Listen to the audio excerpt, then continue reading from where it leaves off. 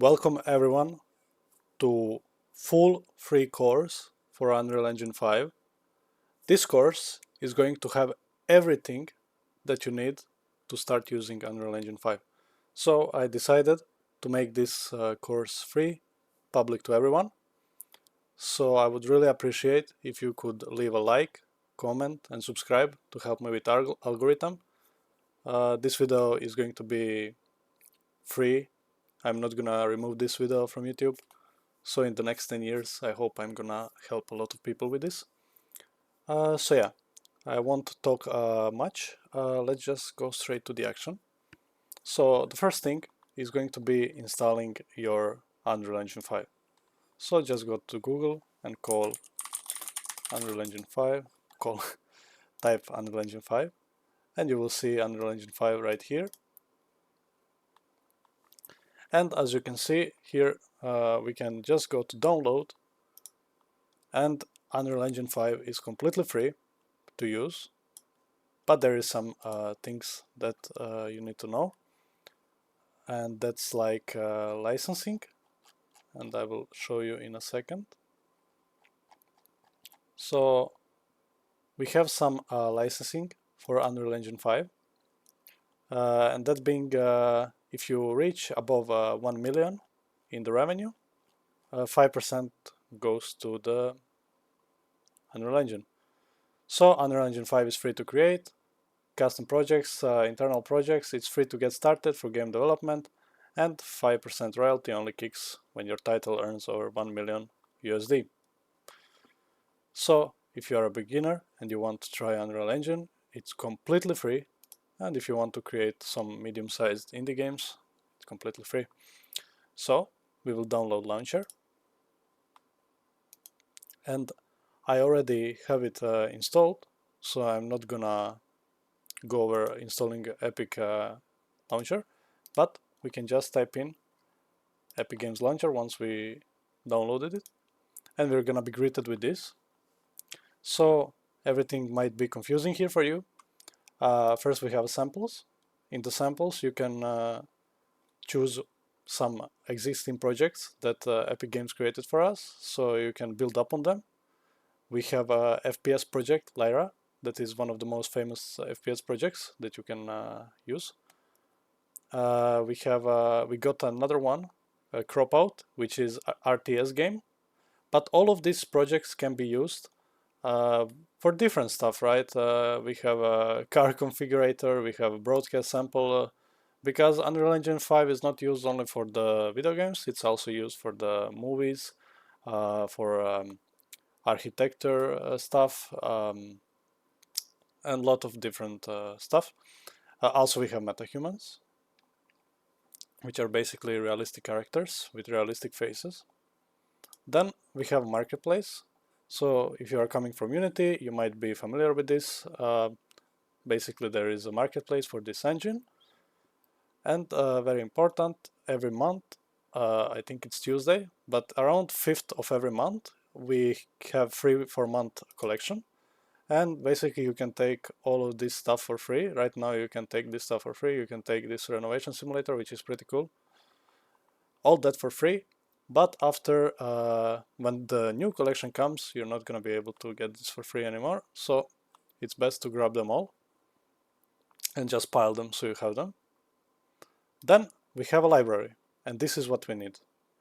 So we have engine versions here, and for me I have 5.2.1 and there is a 5.3.2, but you can also add with the plus, you can add whichever you want, right? You can go all the way down to 4.0, but I would suggest you to use either 5.2 or 5.3 if you are starting out. There is not much difference in the layout. You can also use UE4 layout in UE5, but most important stuff that changed in UE5 is that we got a lumen and we got nanite. And lumen is basically lighting system that UE is famous for, and nanite is used for the assets to optimize the games and overall makes your game run very, very smooth. Okay, so here you can find your projects here, as you can see. And if we scroll down, we can find assets that we have. So here you can check all the assets that you got from the marketplace and add them to project. So since this is going to be in-depth course, add to project means that this asset can be used just by adding it to your project, and it's not intended to be a base, but there is some stuff that is installed to engine. This is the plugins, so you need to install the plugins. And there is a create project that is used to be your template starting point, like the crop out sample project.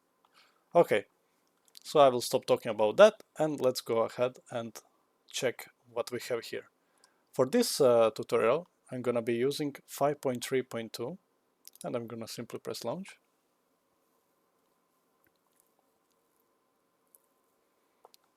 And while this is launching, you can go and like this video, give it a comment, help me with the algorithm, and it's going to be much appreciated. Okay, so we are here. When we get to our Unreal project browser, we have different stuff here. First we have games, then we have film, video and live events, we have architecture, we have automotive product design and manufacturing, and we have simulation. So as you can see, Unreal Engine is really used for a lot of stuff, and we don't have to make only games here. But for this tutorial, I'm gonna be focusing on the games. So to make this a bit easier, I'm gonna be using a template because I have a lot of different tutorials on my YouTube channel about all different mechanics, but in today's tutorial, this full course, I want to go over more over Unreal Engine 5 and its possibilities than mechanics, right? So I'm gonna call this project Unreal course, and here we can select if it's going to be Blueprint or C++. Well, for this tutorial we're going to be using blueprints, but it's good to know that you can also use C++, and Blueprint is basically C++ that is inside of the nodes. So every game you see that comes from Unreal Engine is made with blueprints and C++.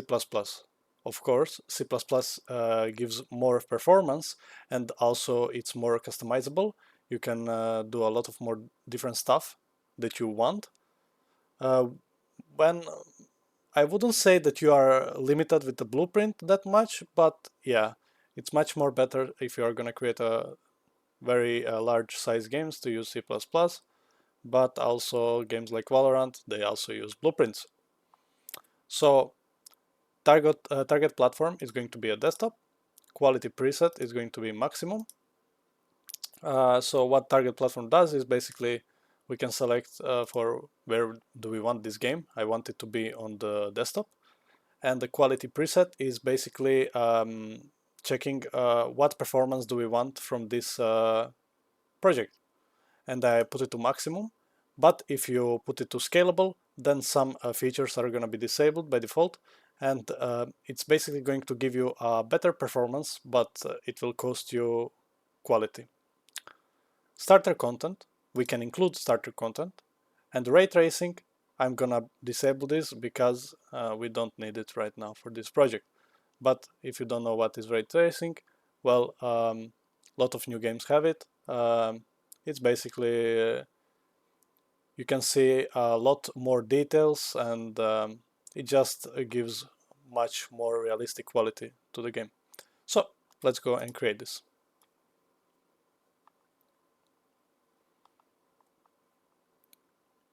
And while we are waiting for this, I'm gonna go over with you to check what new games Unreal Engine 5 has released. First on the list we have Ark 2, which is survival MMORPG game, which you probably heard about. Second on the list we have Deceit 2, which is horror action game, which I personally really like. Third on the list we have Black Myth Wukong, which is action game, and you probably saw it on the top 10 list of Unreal Engine 5 games, which has really insane graphics. There is Fortnite as well, Fortnite being Battle Royale, game that everyone, I'm pretty sure, knows about. And interesting fact, Fortnite is being developed by the original developers of this engine, Epic Games. Also, we have a Smite 2, which is MOBA, and we have Stalker 2 Apocalyptic Shooter. This is my selection of 6 games that I wanted to point out, but there is a lot more beautiful games being built on this engine. So let's continue with our tutorial. So this is what is going to be waiting for you when you first load inside of your Unreal Engine project. If you don't see the same layout as I have, just go to the window, load layout, and select default editor layout. Okay, so now here is your little map or so-called level, and I'm going to be covering whole engine, so stay with me. First, we have these little buttons here, like select, we have move, rotate, and scale. All of this can be called with keyboard hotkeys. So for example, if I want to select, I can just press Q. If I want to move, I can press W. So let's show this on one cube. If I press Q, I have select objects on. If I press W, I can move the object, its location, and if I press C, I can rotate. So this object is being rotated right now. If I press R, I can scale it down or scale it up.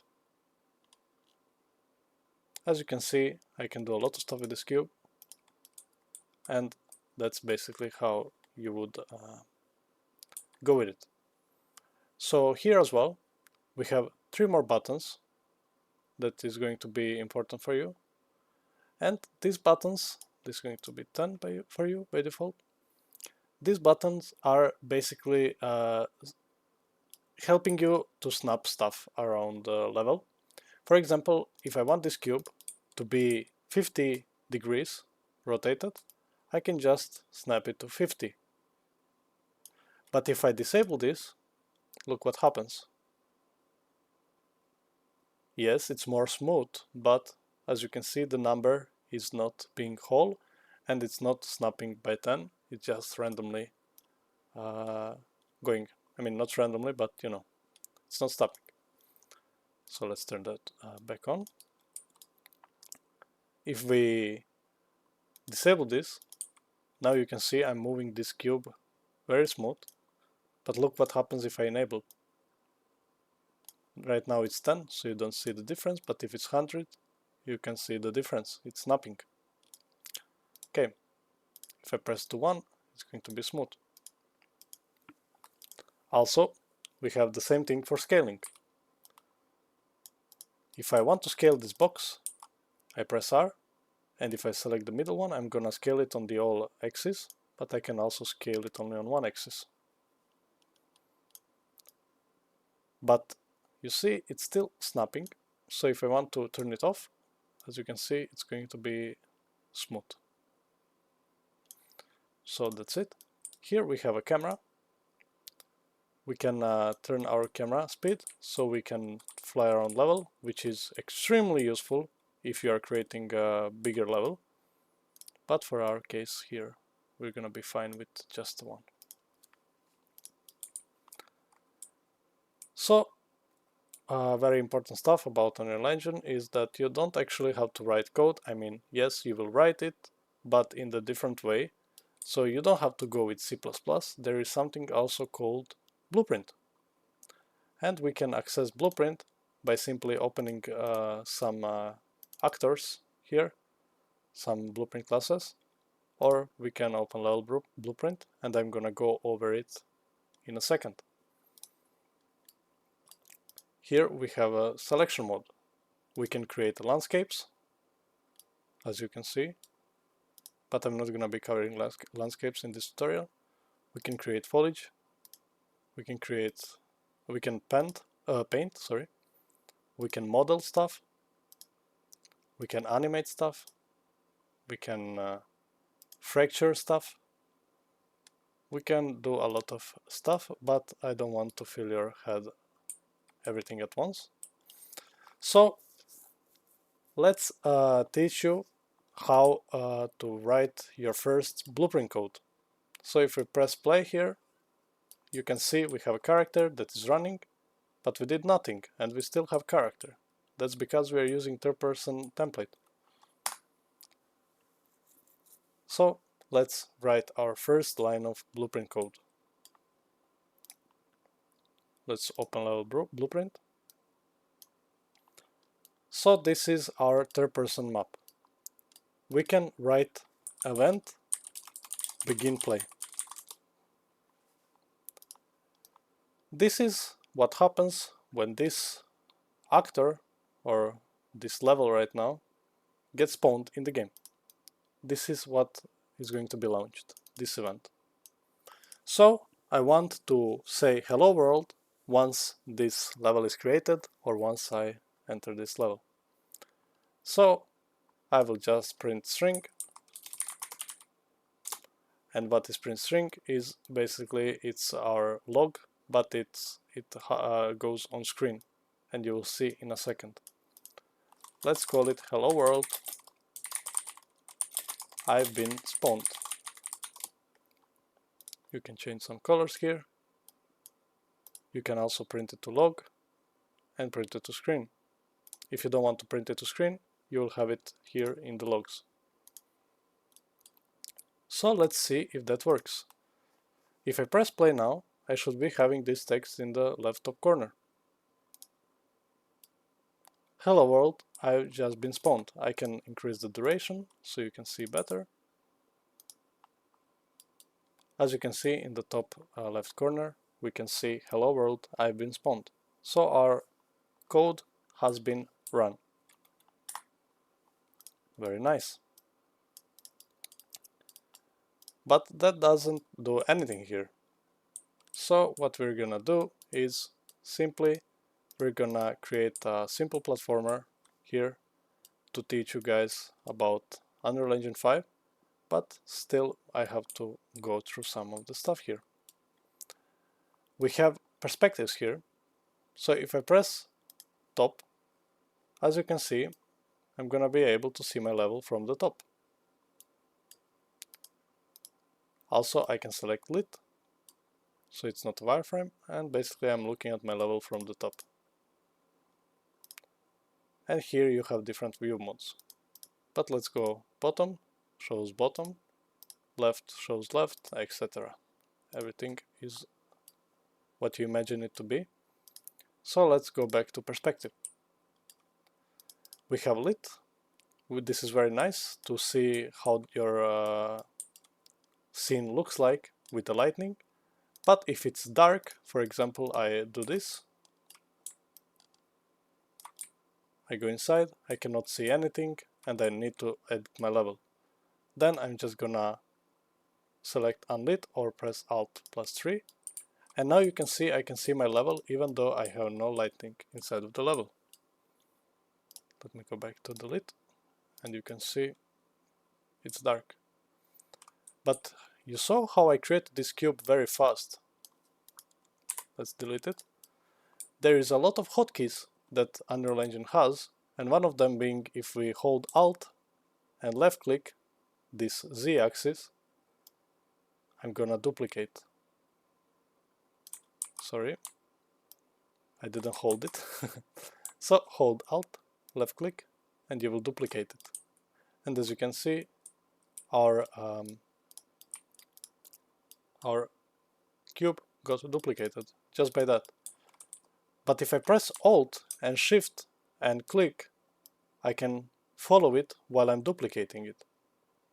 There is a lot of these hotkeys that can be used, but we are not gonna be going through all of them.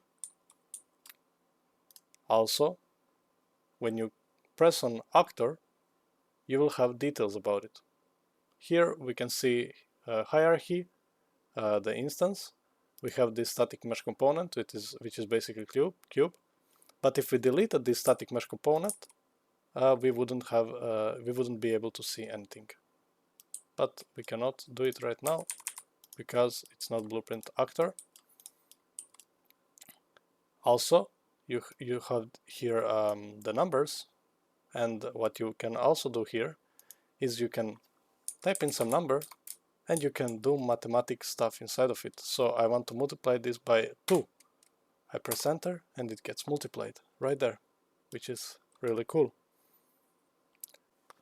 Also, what we can do with this cube is we can pull it up, and if we go into the details of this cube, you have something called simulate physics. By default, this cube has it, but just because it has it, if we press these 3 dots here and simulate, we can check this cube is flying. And this is because gravity is not enabled. And we can enable gravity with just 1 click, like that. So we can increase mass as we like, but I'm gonna get back to 35 as default. But what happens if I don't simulate physics? Well, nothing, because this cube now doesn't have physics and it's just gonna stay in the air. But if I press true, it's gonna fall. But I don't want this cube to stay in the air, so if I press end on my keyboard, I will get it right to the floor. I will snap it to the ground. Okay. So Unreal Engine is very nice because it gives you so much stuff to work without you doing anything about it. Because, for example, in Unity, you need to do a lot of stuff by yourself, when in the Unreal Engine you have everything here all done for you. Okay, so let's go to the content drawer, and this is going to be docked in the layout so we don't lose it non-stop. So I'm gonna dock layout, and here we have content that has all of our game files. To get a blueprint, we need to have an actor or blueprint class. So if I press right click and I can see import game, add feature or content pack, add quixel content, new folder, blah blah blah, I'm gonna add blueprint class. Here we have a lot of actors and the blueprint classes, and we're gonna go through important ones.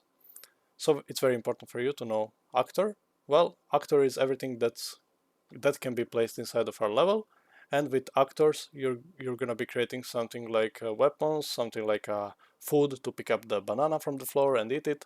That's going to be your blueprint actor right here. Then we have a pawn, then we have a character, and then we have a player controller and the game mode. And now we're gonna go over those. Well, pawn is, for example, pawn would be a car. Pawn is an actor that can be possessed and it can receive input from the player controller. So in our example, that would be a car. You enter the car, you are basically possessing the pawn, the car, and then this car is receiving input from your controller, in our case our keyboard. So next on the list is character. Character is pretty self-explanatory. That would be a type of pawn that includes the ability to walk around. That is, if you play Fortnite, the character that is shooting, that's your character. Well, that is basically the character. So character is something that we are controlling like a puppet, but the main thing is the player controller. This is you. This is you controlling the character. So character, just look at it as a puppet that is being controlled by the player controller. Player controller is an actor responsible for controlling the pawn that is used by the player. And as we said, character is also pawn with some additional stuff. Game mode base. Game mode base is something that is going to control the flow of your game. Every rule of your game should be written in the game mode base.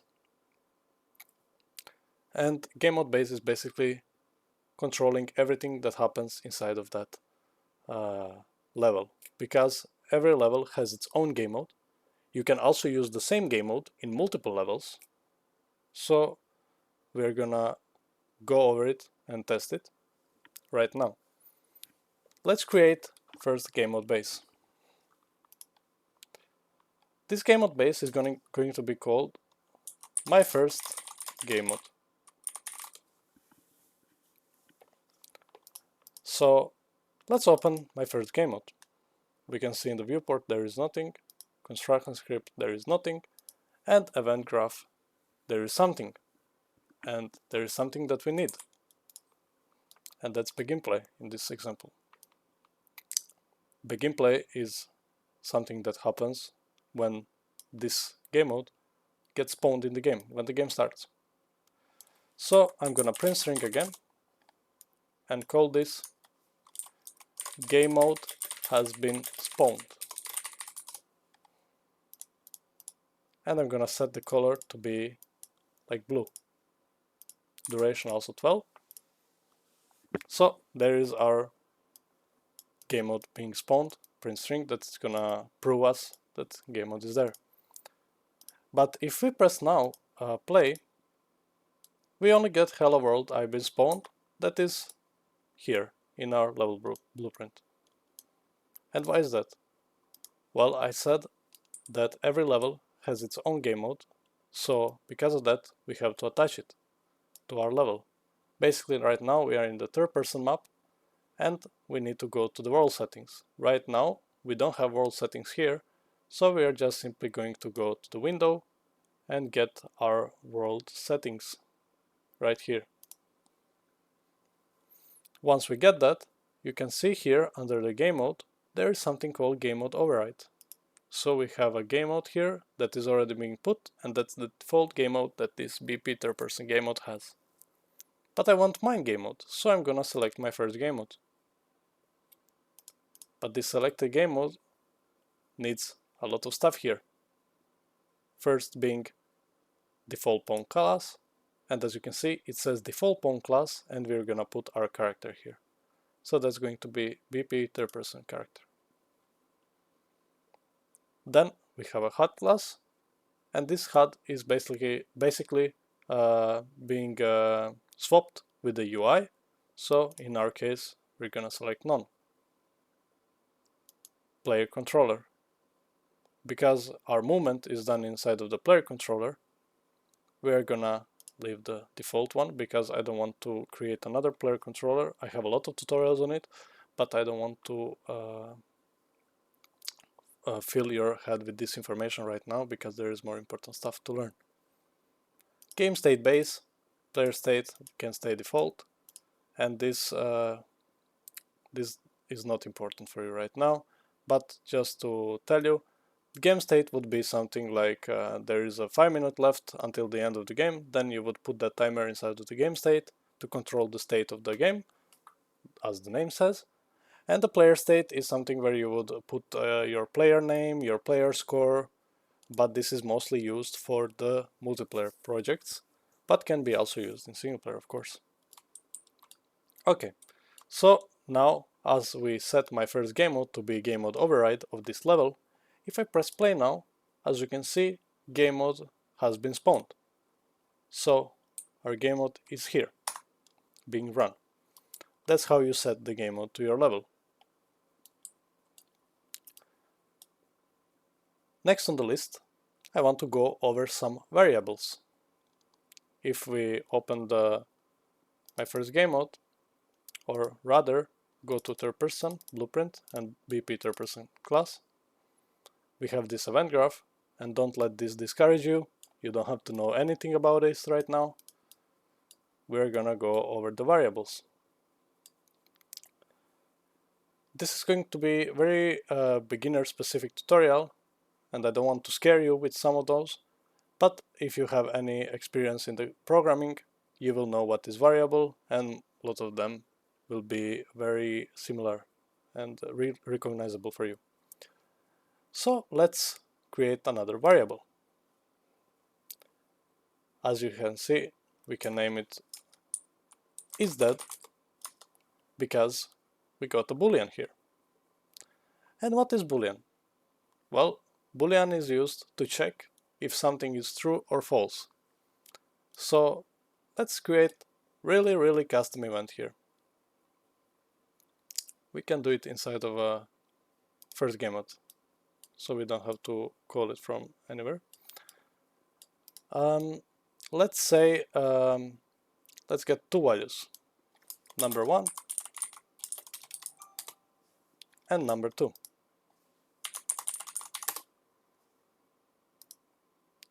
They're gonna be integers.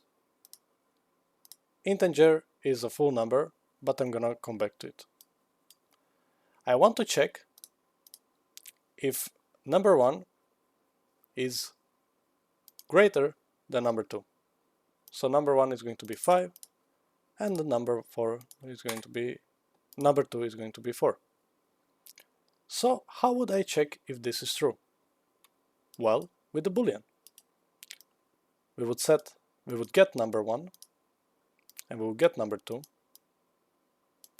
And from number 1, I would use something called greater. So we are checking if the number 1 is greater than the number 2.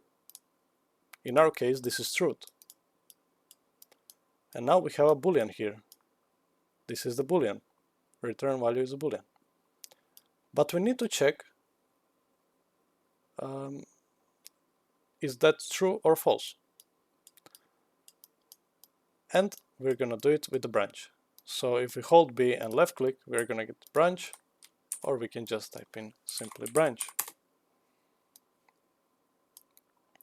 We're gonna connect it here to the first game mode, my first game mode, event begin play. And if that is true, I can either fire a code, or I can even create another custom event, and call it number 1 bigger. And this custom event is same thing like the event begin play. Event begin play is also event, but this event is going to be called only when we call it. So here I will create simple print string and say number 1 is indeed bigger than number 2. So this Boolean is going to decide if this is true or false. And it's going to return us true because number 1 is bigger than number 2. So we can call this event here number 1 bigger.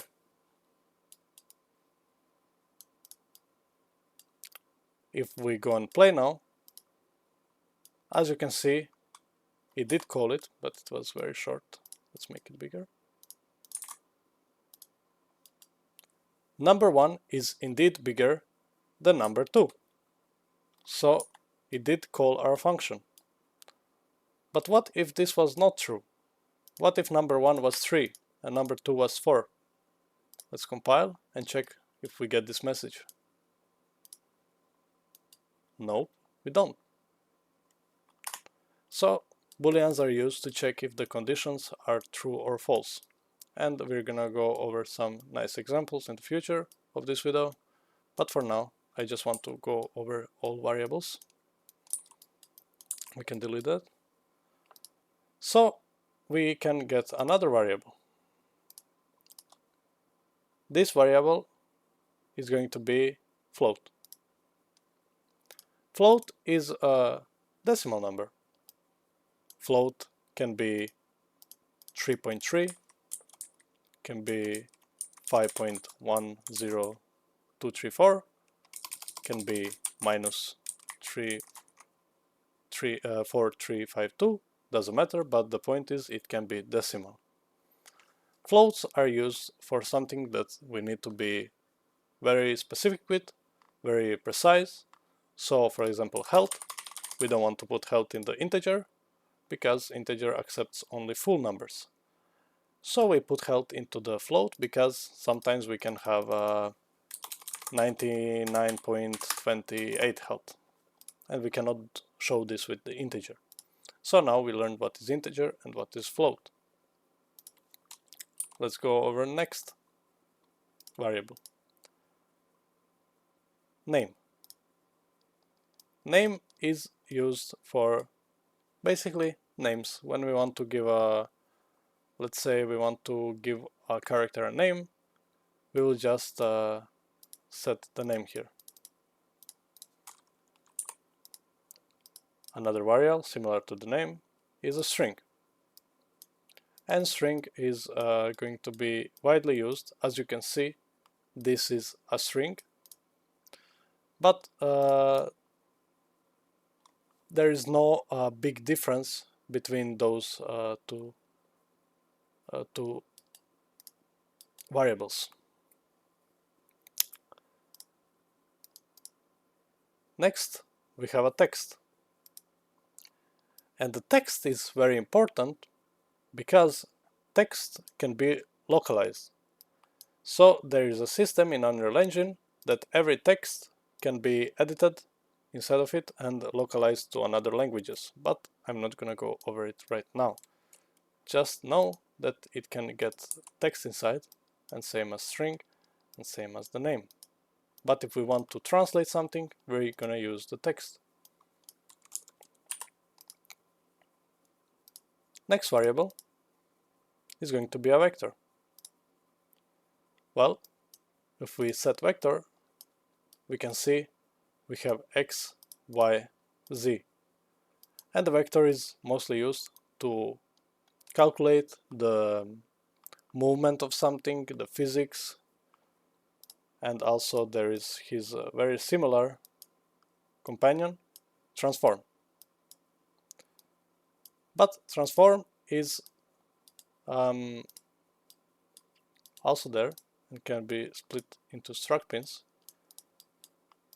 But transform controls location, rotation, and scale, while this guy just connects, does the speed. And basically vector, forward, right, left, behind, wherever you want. It's a line that fires in some direction. Let's see what else we have. We have rotator. If we set rotator and split struct pin, we can see we get XYZ as well, but this is for the rotating. We want to rotate something with this, but don't be scared of this. You're not gonna need it just yet. So with that being said, we need to cover one more important stuff, and which is functions. So we can create a function that's going to be called, let's create it actually inside of our game mode. Let's create a function that is going to be called good morning.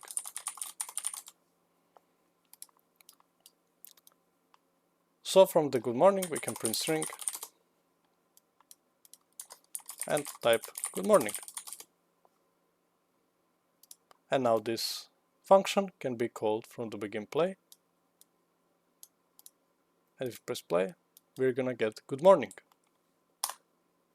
Do you see any similarity with the custom event? Well, yes. Custom event is used when we don't need return node and when we are going to use delays. Because in the function, we cannot use any delay nodes.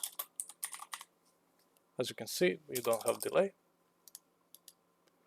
And here we do have delay.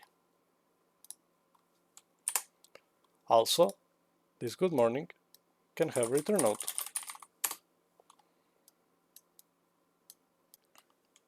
So for example now, if I want to print this message, I can simply get this print string like this, and I can, for example, put here and call it a text. This is our input. And if I get my good morning now, I can just say good morning, but another message. And now if I compile As you can see, it will say good morning, but another message, but it disappears quick, so we can change this. And as you can see, we are still getting this message. So that's very cool about custom events and functions. Let's go to the next stuff. So for this course, I prepared a lot of mini games that we are going to be creating. So let's start with our first minigame.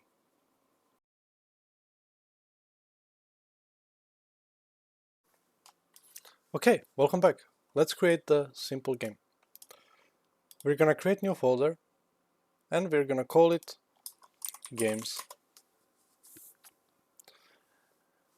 We're gonna open this folder and create another level and call it 3D platformer.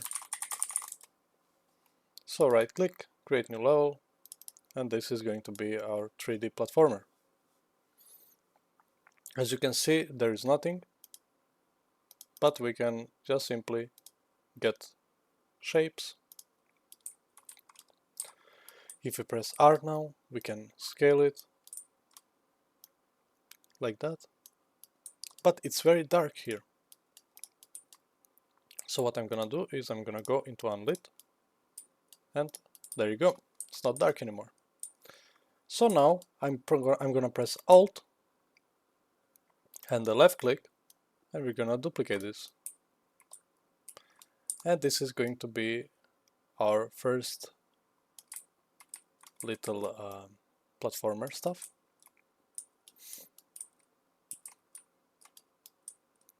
Like that. And now we're gonna add another one, being the smaller.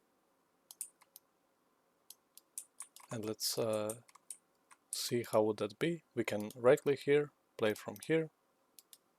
And oh yeah, it's very dark here. So what we need to do is set it to lit again. And let's add some directional light. And we will get the sky now. Not the prettiest one, because there is no one, but we just get the light that we need. So right click, play from here. If I jump, I'm in platformer right now. But this is not very fun, because there is nothing being dynamic. So let's see how can we change that. But let's edit our level a little bit more. Alt, left click. Now I can press E. I can make it to that side. And I can actually duplicate it again, rotate it a little bit, make a little surface for the player. And let's see now if I can jump there. Oh, sorry. Right click, play from here. As you can see, our game is becoming playable. And we can run on our platform. We can delete this actually. Like that. But very important, we can get to the get content stuff. So we can quickly add it. But what we can also do is place actors panel, so we have it here. You can see it's very more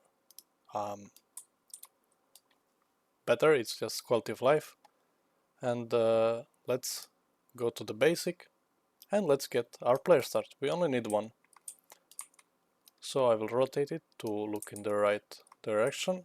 So make sure you have this snapping rotation grid. And if you cannot place it on the ground and you're struggling, you can just press End key. If I press play now, as you can see, I'm spawned there, and I'm playing my game.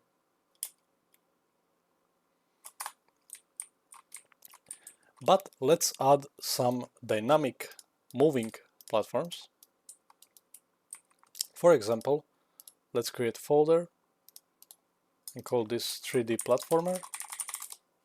Let's get this level inside of our 3D platformer. And let's create our first actor. So you create it by right-clicking, blueprint class, actor. So you remember what I said at the start of this tutorial, everything that can be placed in the level is an actor, and so this is our actor as well. Let's call this BP obstacle 1 or BP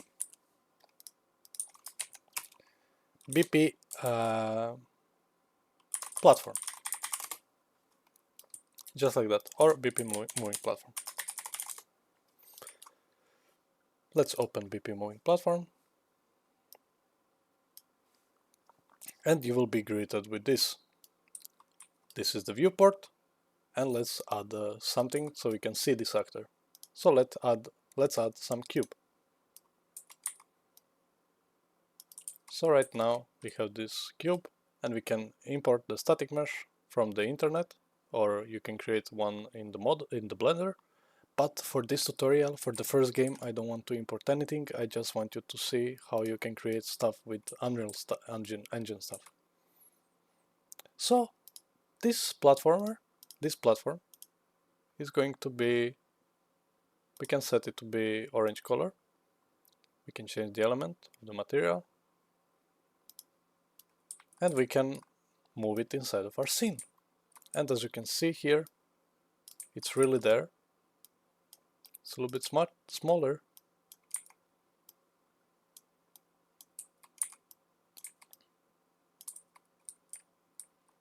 Like that. It's a little bit smaller than this one, but it's our custom actor that's going to be moving in the direction of the Y. So it will be moving like this, and we're gonna set it up right now. So we're gonna create custom event inside of our event graph for this moving platform. Custom event is going to be called move platform.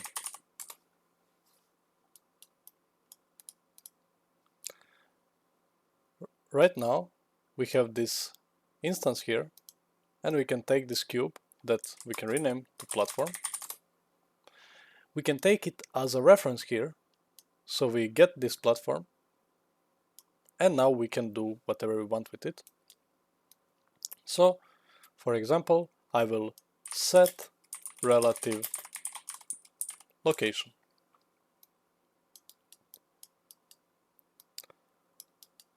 This node is gonna set the location of our platform to desired.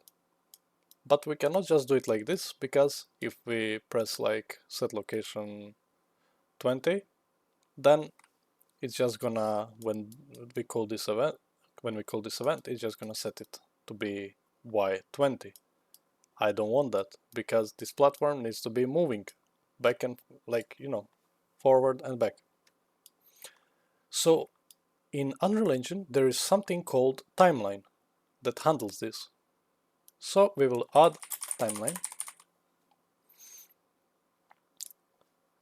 and this allows us to have the keyframes to move things in a certain direction, or we can have a custom event keyframes. We can have a lot of different stuff inside of it, and I don't want to make it much complicated for you, but this timeline is very important.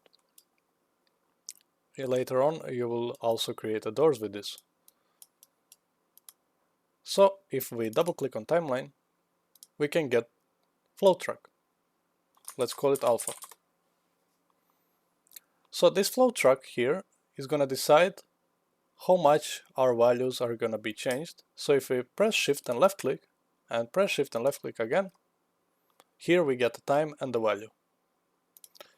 This value is basically going to be the number that is going to be set inside of our Y. So if we right click here, split to struct pin, you can see we get the Y, and we will connect it inside of there. So we need to control this Y over time. First, the time is going to be 0, and the Y value is going to be 0 as well. Then we're gonna set this to be of time 5 and value, let's see, let's call it 100, but let's set time to be 10. We can press this too to zoom and fit. Let's set time to be 10, but the length of the actual timeline has to be 10 as well. Now, what we can do is, we can select those two, right click, and set auto.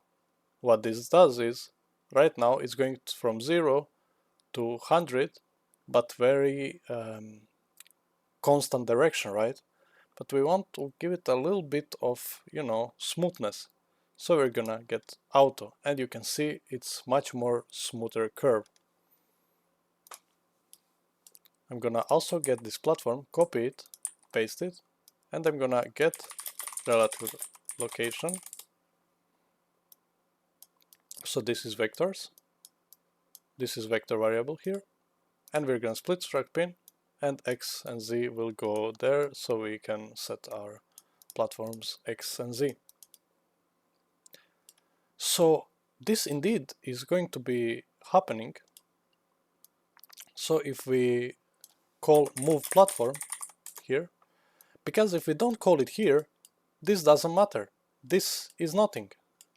It doesn't serve any purpose if it's not being called, and we are calling it here.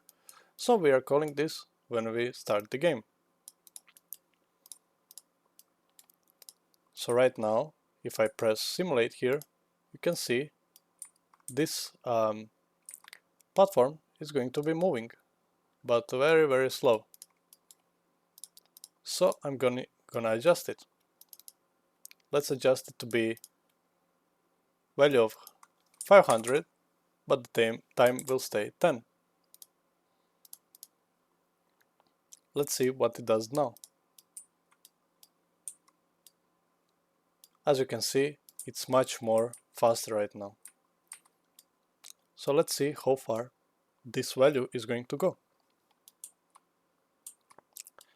As you can see, it stops here, but we also want this to go back, right? So let's send it back. So go to event graph, and from here we need to check if the timeline is finished, so if the animation is finished, and also we need to check if the platform is at the end or at the start. So we will need booleans for that, because booleans set values to be a true or false. So let's create boolean, call it B animation finished. B is basically what most programmers like to do, is set B in front of the boolean. It's just for the naming stuff, but it doesn't have to have B, it can be without. So let's set animation finished true, and by default, if we compile, it needs to be true as well. So when we move platform, we need to check if the animation is finished.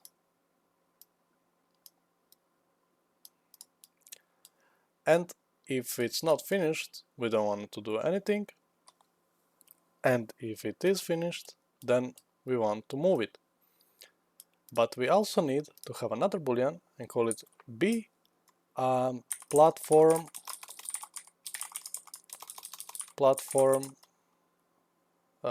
reached end. And this is going to be set to true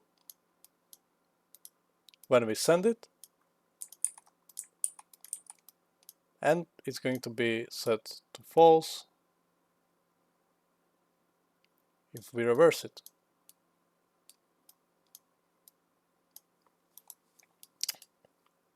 Also, we're gonna check if the platform reached end here with another branch, so hold B and left click or type in branch, and animation finish goes through inside of this. So if the platform reached end, and that's true, then we want to make it go back. And if the platform didn't reach end, that means it's at the start, then we want to send it. This is not very nice here, so we can just make this boolean be not boolean, not this, not boolean. And now we can just swap this out, so we have a cleaner code. But now also make sure this loop is not ticked. But now when this happens once, then we are not gonna repeat it, so we need to call this event again to make it repeat itself. So let's call move platform again. And also what I want is I will put this value to be, sorry, not value, but the time to be 5, and length of this is also going to be 5. Compile, and let's see. Simulate. It will go back now. And also it will go forward again. And it's gonna loop infinitely right now. And that's what we like. Let's try to jump on it now. We have our game here. We are jumping. And I suck at my game. And I will make it a little bit closer. So I will jump. I will jump again. I will jump again. And I will jump on this. And now I'm being transported. So now you need to check how far your platform goes. So let's see if it's going to go there. Simulate. So as you can see, it goes up to there, and we can set it to go like this.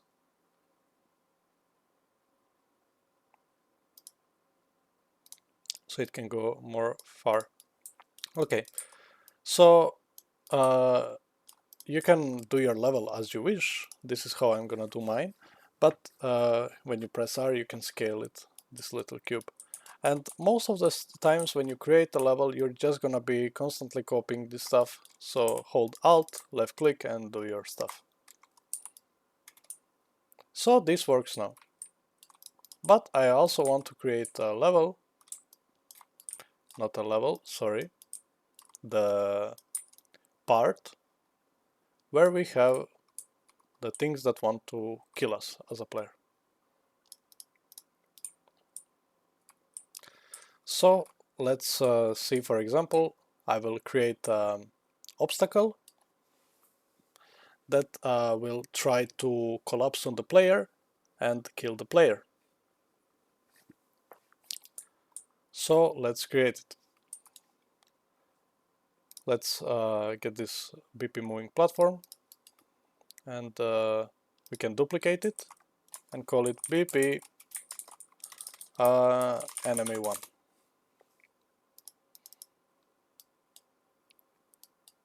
This platform is going to be called enemy. It's going to be bigger, like this. Sorry.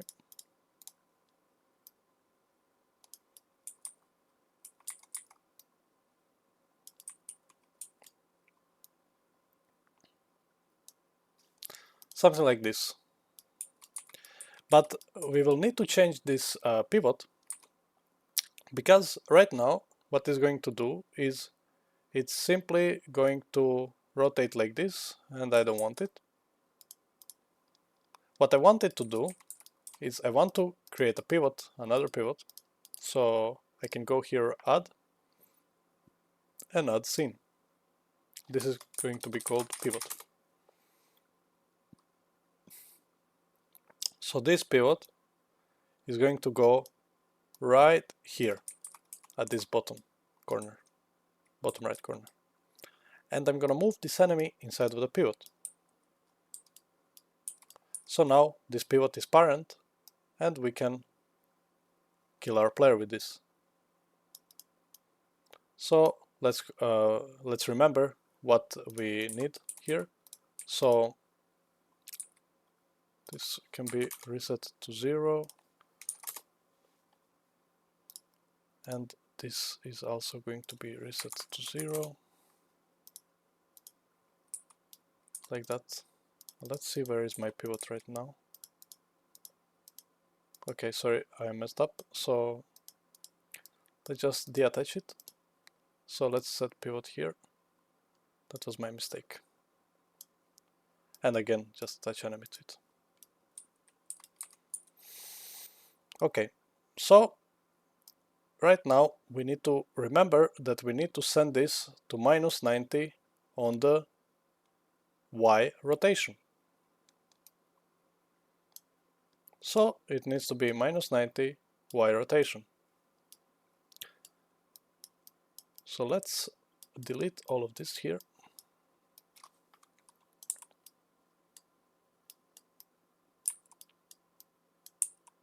Let's actually delete all. And let's rename this killer move. I call this killer because I want it to be badass. So we already have it calling here, so that's fine. Make sure you are calling it here as well. So now in the last platform, we moved platform, but you remember how I said that I want pivot so I can move it nicely, because if I move enemy like this, it's not nice. If I move pivot, then it's nice. So I'm gonna be moving pivot because it's a parent, so it doesn't matter, it's gonna move enemy anyways. So I'm gonna get pivot relative rotation this time, because we want to rotate, and I'm gonna split struct pin with the right click. Also, I'm gonna get pivot and I'm gonna set relative rotation. Be careful that it's not set world rotation, because if you set world rotation, then you're basically hard-coding the dimensions inside of the level, the coordinates, and we don't want that. We want this so we can use it and we can place it 10 times, not only one. Very modular. So let's split this as well. And also, we were talking how we want to have it animated, right? So let's add a timeline again.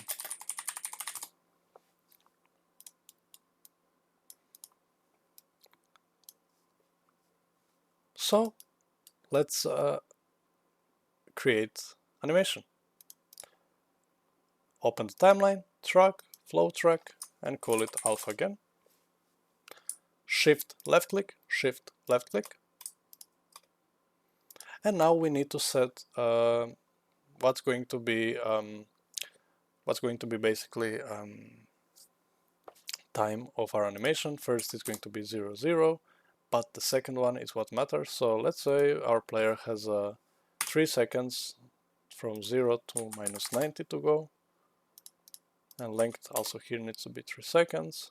And then if we zoom it to fit vertically and horizontally, then we can select those two, and we can select it to be auto, so it's smoother.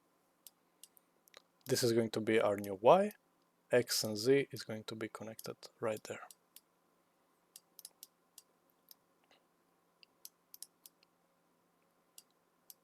Also, we will add some delay to this.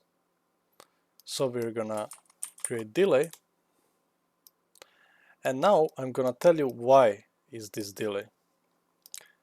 Well, I want this level to allow player to run while they're falling on him. So some are not gonna be falling in the same time. So for example, I want it to be delayed and to fall a duration that's going to be custom. So put it here and call it a delay. Or even better, what we can do. So here we would need to go into our blueprint and set this value here. But look what I'm gonna do here. I'm gonna delete this, hold Alt and left click, delete this as well. We're gonna promote this to a variable. We're gonna rename this to be delay. And by default it's going to be 1, let's say. And then we're gonna make it instance editable. And basically what this does is it allows you, when you get this actor inside of the level like this, when you pull it in, if we press compile, of course, then we're gonna have this delay here. And we can edit this delay simply inside of the editor, which is very, very nice, right? And I can also see that this is going to be huge. So let's do it like that. And to create this a little bit more nice, I'm gonna add as well the cube that is going to sit at the bottom, just for the, let's say, design purposes.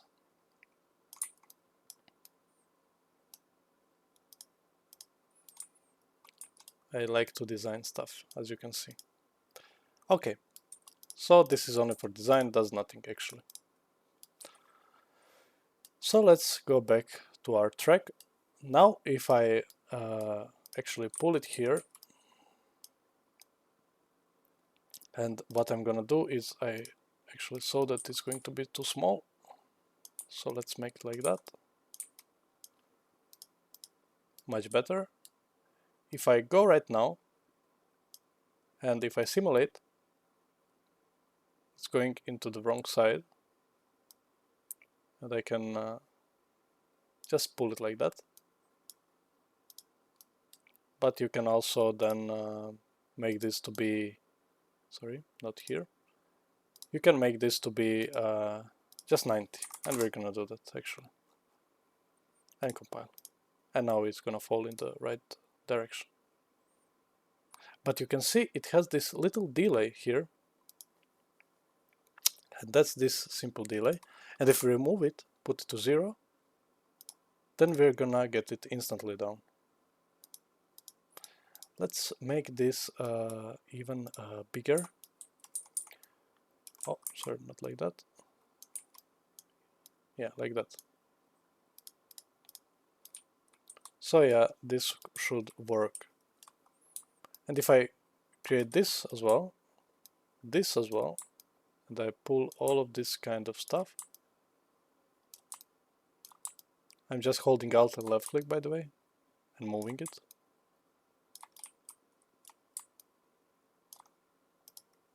Let's say this is going to be 1, this is going to be 2, this is going to be 3, this is going to be 4. Let's remove those two, and then this going back to 1, 2, 3, and 4. You're now gonna see the effect that we get. Let's simulate. First this one, then this one. As you can see, our player has the time to go between. Okay, this is what I wanted you to show you. So let's go ahead and make it go back as well, because it needs to be looped, right? So as you can see, we created 20 obstacles, not 20, but like in this case 9, in 1 second, literally. So let's go ahead and create the same stuff that we did for the platform.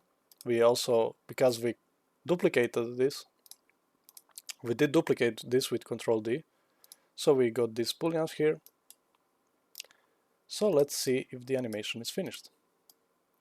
Once it's finished, we want to set it to be finished. By default, animation finish needs to be true. And now we can just basically go to our moving platform, and we can yoink this code, this, and now just Control V to paste, and we got this animation has finished branch. And if that is true, let's go ahead and fire some codes. So we have platform reached end. Let's say killer fallen to the ground. I have such edgy names for this stuff, but don't mind me, please. You can name it as you like. So if our big killer has fallen to the ground, it's going to be checked into condition. By default, it's going to be up, so by default this is going to be false. So if it's fallen to the ground, then we want to reverse it. But as we made for the moving platform, we're gonna get not boolean here as well, so our execution pins don't cross each other. So from here not. So this is basically making this to be opposite. So killer fallen to the ground not. So this is going to be true and false. Like this, but we also need to update these booleans. So killer fallen to the ground, well, we are playing the timeline to make him go down, and then we are going to make this to be false because we're getting him up. And from here, just like we did for the moving platforms, we call this move platform event. We're also gonna call this killer move.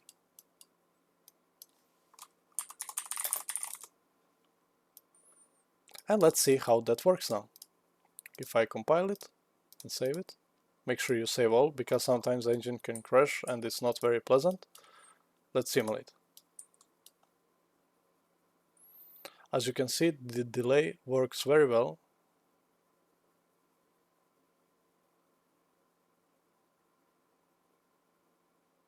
And they're going up and down correctly.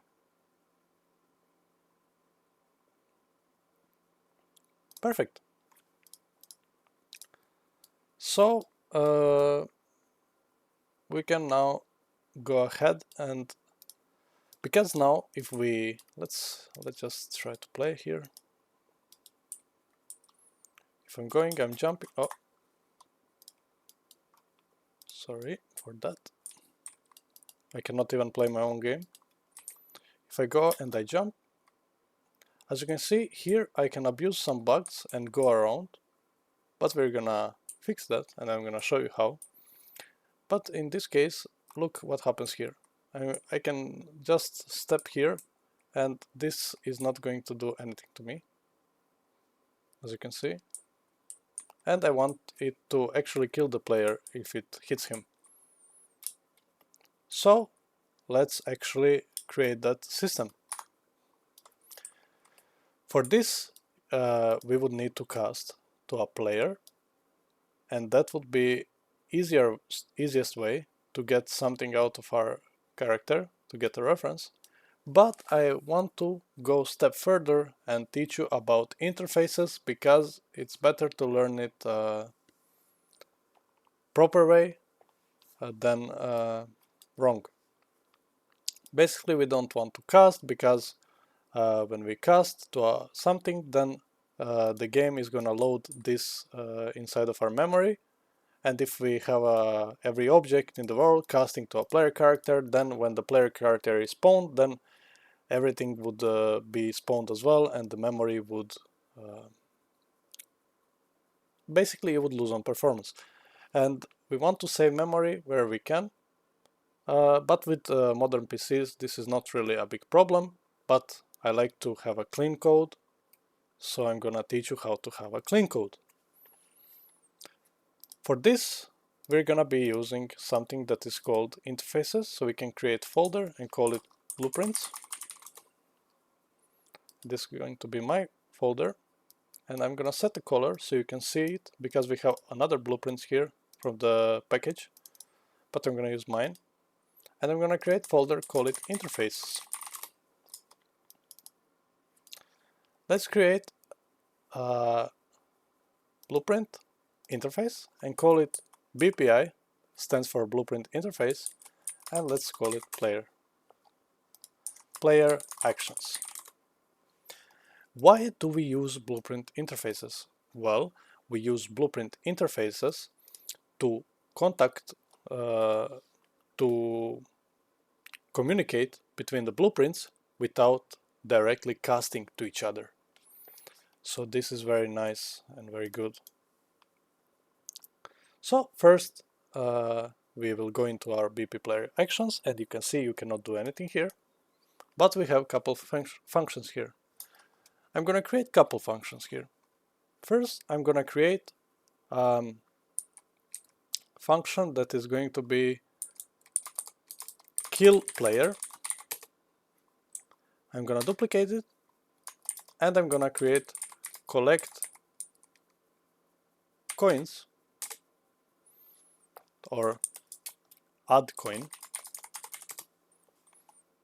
because I will be adding a little bit of coins here to make it feel like a real platformer. So we have these two functions now.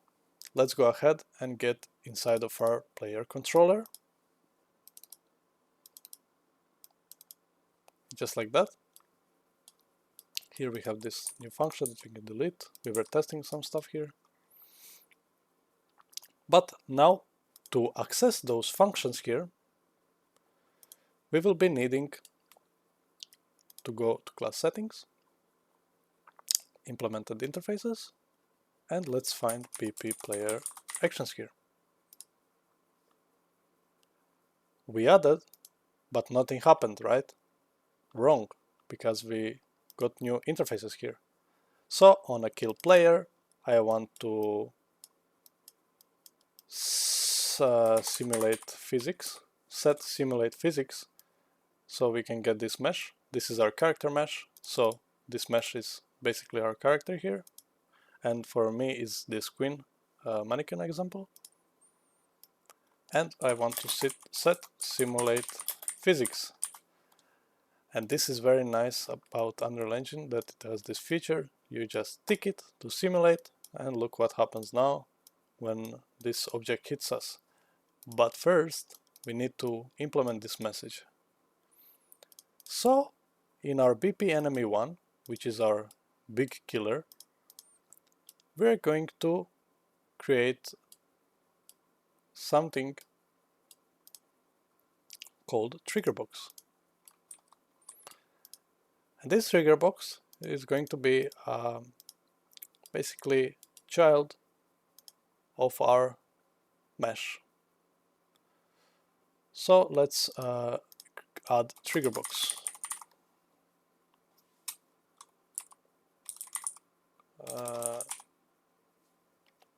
Not trigger box, rather box collision, sorry.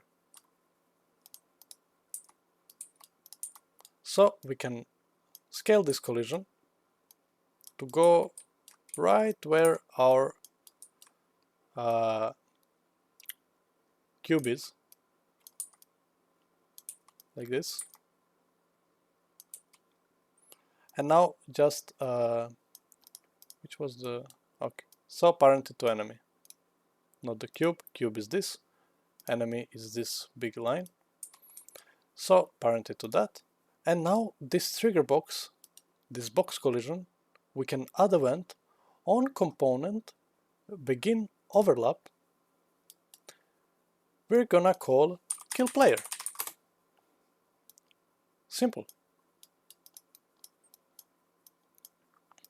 So this is going to be our other actor.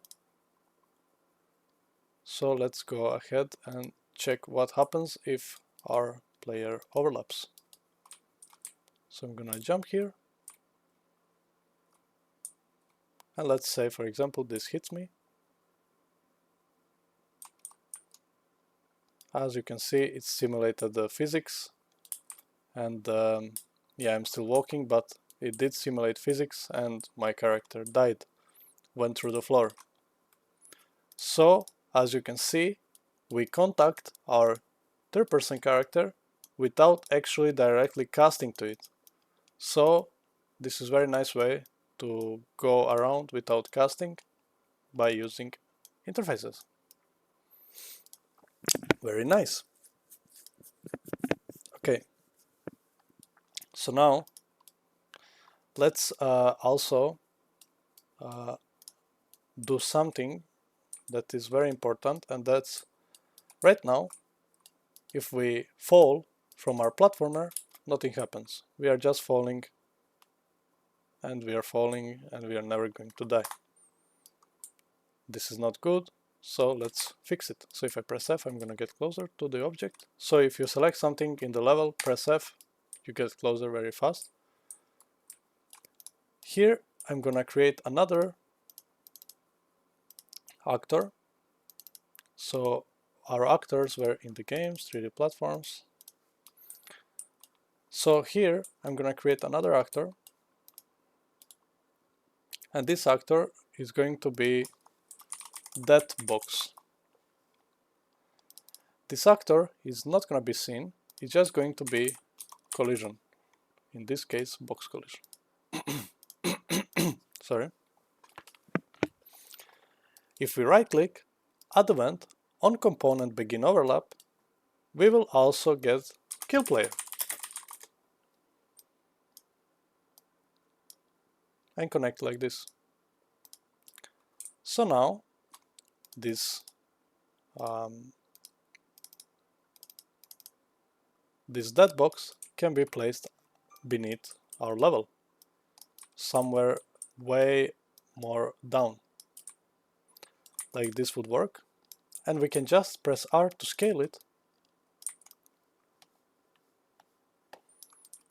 This will be enough.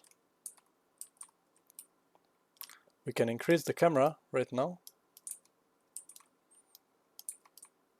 and let's make it go in Y-axis as well.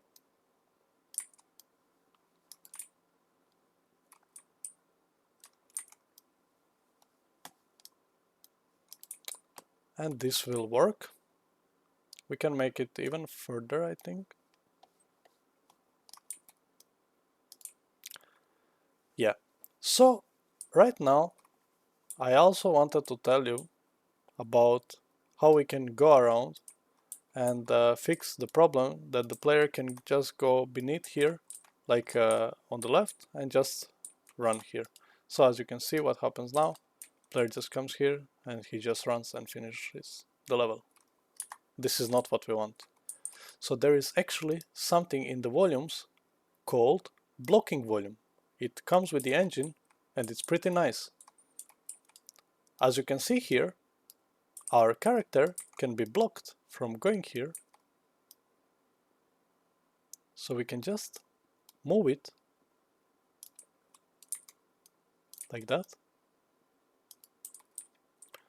And we can now scale it. Isn't this great? And now we can just make it go up. And let's see if our player can abuse the bug now. If I press play, I jump, I cannot go here. But also we don't want to make it like this because player might jump at the left and then he's not going to be able to jump because of this volume, and I can show you why is this a problem. If my player comes here and he's like, I'm going to jump here, he's just going to get blocked or get to the edge, and we don't want that. So we want to start blocking the player right when he comes to this edge here, like this. Okay, perfect. So if I press play from here now and go, as you can see, I cannot go near, but I can go here. This one is a little bit slower. So as you can see, it started simulating and my player has fallen. As you can see the player down there, that's simulating physics. So our platformer is actually looking like a game right now.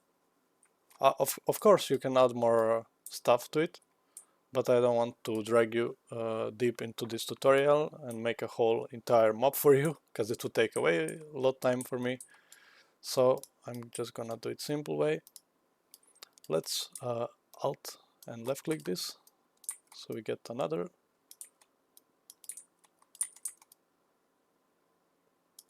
Can make it a little bit smaller to make it more challenging, let's say. Let me test.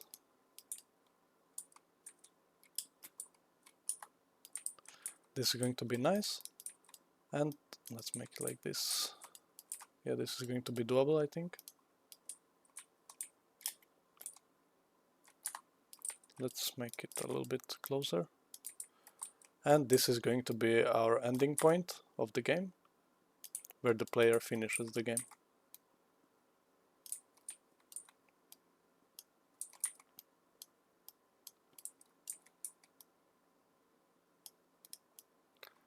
Good.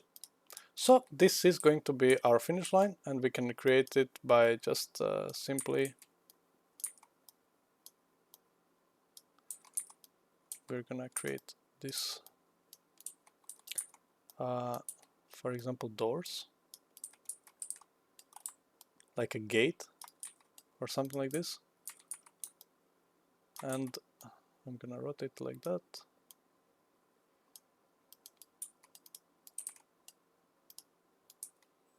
And once the player goes through these doors, he's gonna win. So let's do it like this. And let's add a text. We can also add text in Unreal Engine. Text render actor. We can move it, rotate it as we like. Once you go through the door, you won the game.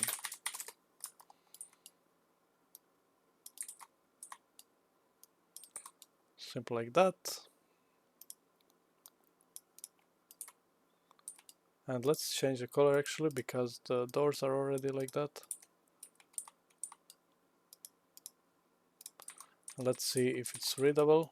If I go play from here.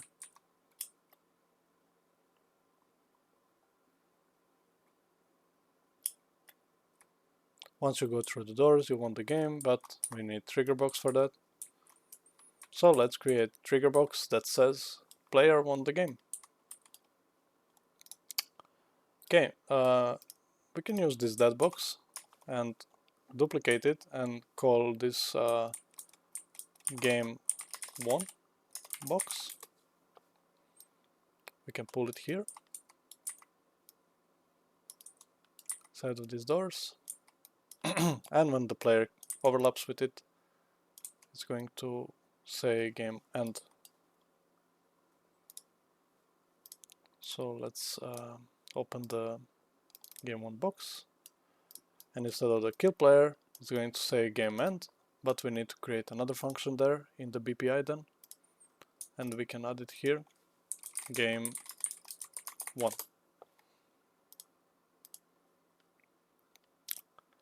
And instead of the kill player, it's going to say game one.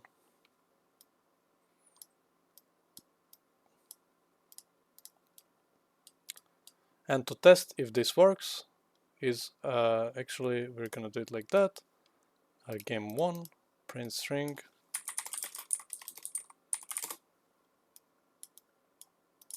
game one. Let's try that right now. We should be getting that message, and we are getting. So that's nice. And also we want to make this do once, because we only once want to finish the game, right? So do once. And then goes the code for the game one. But then we will handle it later in the UI. Let's go right now and see what there is left to do. So this everything works here. We got that going. Let's test when we fall if this dead box works. Yes, as you can see, it's simulating physics. See, so the dead box is also working. And let's just for the testing purposes, let's print string you died. We are also gonna create that screen, by the way. So let's test this out. If I jump, I should be getting message, you died. Yes, I did. Perfect. Okay, so now with that being done, we can get to the coins part. Let's create another actor inside of our games. This actor is going to be called coins. And this actor is going to be a cube in my case, or let's even make it a sphere. Let's make it a weird shape. Actually, it's pretty good. Let's just make it a little bit more like that. And yeah, that's perfect. That's a coin. We can choose some from here. Actually, what we can do is just simply, if we want to create one color material, it's pretty simple. Just right click, create material, and call it yellow. Now when you're here, you can hold 3, so press key 3 on the keyboard, and left click. Pull this into base color, and here select yellow. Very simple. And now we apply, and we can put this inside of our coin now, as you can see. And here we go, we have a coin. Coin. So when we overlap with this coin, we want it to overlap all dynamic. So let's see when we have it here. Can we go through it? Yes, we can, or no, we cannot.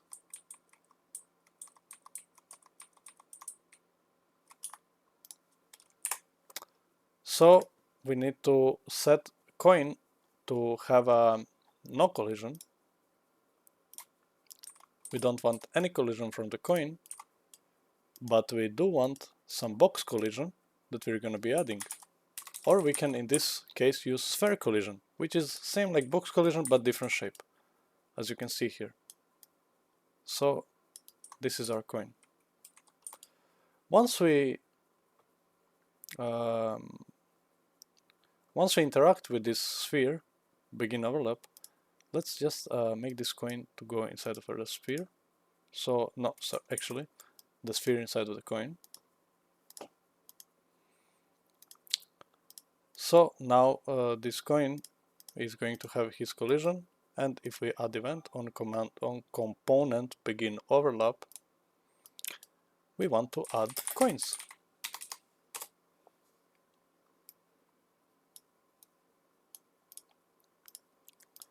And let's, just for the testing purposes, on add coin, let's just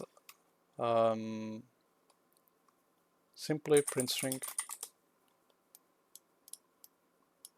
plus 1 coin.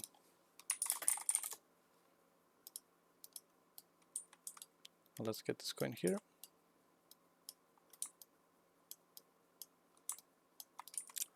And also, when we get this coin, we want to destroy actor, so we just destroy this coin. So if I go here, as you can see, I can just collect these coins, and it works. But we need some kind of UI to tell us how much coins we collected, and we're gonna create that in a second. Let's just make these coins a little bit smaller. Like, for example, let's make them 0.5, 0.5, or 0.2 rather, 0.2. So we have this small coin here. It's much better. And we can disable the shadows, so it looks just better. No little shadows beneath.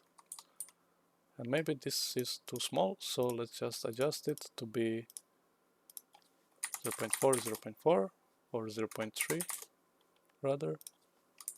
Yeah, this will be good. Yeah, that's perfect.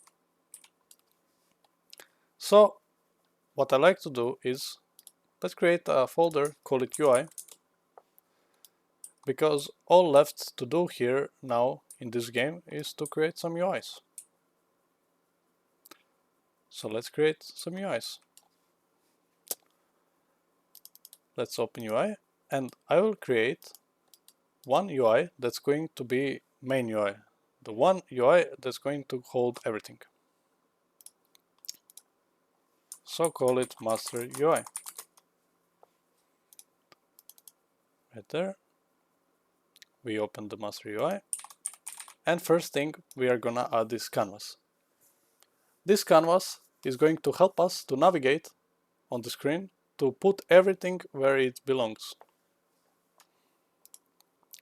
So I'm gonna create text, and I'm gonna put it side of the top left corner, like this. This text is going to say coins and the amount of coins. Also, it's going to be size to content. So it will tell us how much coins we basically have and how much we picked up. But to tell us this, we need to set it to be text coins, give it a name, or coins amount text rather. But we need to set it to be variable, so we can change it. Because right now it's just going to be static. So let's go ahead and let's create something that's called custom event. That's going to be called update coins amount text, or just update coins amount UI. So we're gonna get our coins amount text, and we're gonna set text. This could be also done in the function, but it doesn't matter, we can do it in custom event as well. And this text, we need to format it. And why is that? Is because we have this coins in front, and the 0 is going to be our variable actually. So coins, curly brackets, coins amount. You can put any text inside. This is just to see what's going to write it here. I can literally type something gibberish and it's still going to work. Okay, so coins amount in my case, and I want to get variable from my character, so I will create variable here, and it's going to be coins, and it's going to be of type integer because it's a full number. I'm gonna have 1, 2, 3, 4, 5, not 1.5 and etc. Just 1, 2, 3.4, 1, 2, 3, 4. So I need to cast to my character to get the reference. So I'm gonna cast to third person character in my case, and this is how you would cast. The object needs to be my player character, so I'm gonna get player character, and as BP third person character, I'm gonna promote it to variable. You can call this character reference. And now when you've done this, if you pull the character reference here, you can actually get your variables that you have inside of your third person character. And this is the coins variable. Compile, make sure you compile it. And now just get coins. So you can see the flow here, why this works. Basically we are setting coins and double dots, and then we are getting our coins amount. So now if we go ahead, also make sure you anchor this to the top corner, this text. Now if we go and play, we don't see anything. Let's See, if we collect the coins, we get the text, but we don't see the UI. And this is because you need to create this UI. So doesn't matter that you have it here, you need to call it from somewhere. Now I like to call this inside of my player controller, but you can really do that if you are creating a single player game. You can create UIs from the third person character, but I highly suggest you to use player controller, okay? So I'm gonna search player controller here, and looks like it's going to be hidden for me. So I will do it inside of my character, but it's the same process, okay? You don't have to stress it. If you follow any other my tutorial, you're gonna see this process being repeated, but you can do it here as well. It's not big of a deal for a single player game, especially for you as a beginner. So let's create a widget, master UI, and let's promote it to variable. This variable is going to be called master UI reference. So what we are doing here is, first we want to create this widget, then I'm getting variable to be a reference to it, and then I will add it to viewport. Just like that. Okay, but now for the collecting coin. When we call this event, let's delete this print string, I want to actually get a coin, and if I press plus 2 times, I'm gonna get something called increment int. And that is going to give us 1 coin every time we collect it. Exactly 1 coin. Or we can just do it with 1 plus or type in add, and then we can type how much coins we want. For example, 1. But I'm gonna do it this way. I like incrementing. So we're gonna be adding it, and then we're gonna set it. Also, if we now go ahead and play, we are not gonna see it being added up in our UI, and that's going to be explained right now why. You see, we could have binded this here, and then it would update every millisecond, and we wouldn't need to call this inside of the master UI that we created. We could just have binded it, but this is terrible for your performance, and I want to teach you how to write code like you should. So we're gonna do it the better way, like this. But this is a better way, but there is something that is really bad, and that is you need to call it every time you update the coins. But in long run, this is very good. So get master UI reference. This is the one that we promoted here. And this is all in the begin play. So we are creating widget when the game starts. So here, master UI reference, we're gonna update coins amount. And if we go to coins now, we have this all set up here. If I press play, look my coins value now. 1, 2, 3. Perfect. Also, on the coins, I might want coins to be rotating.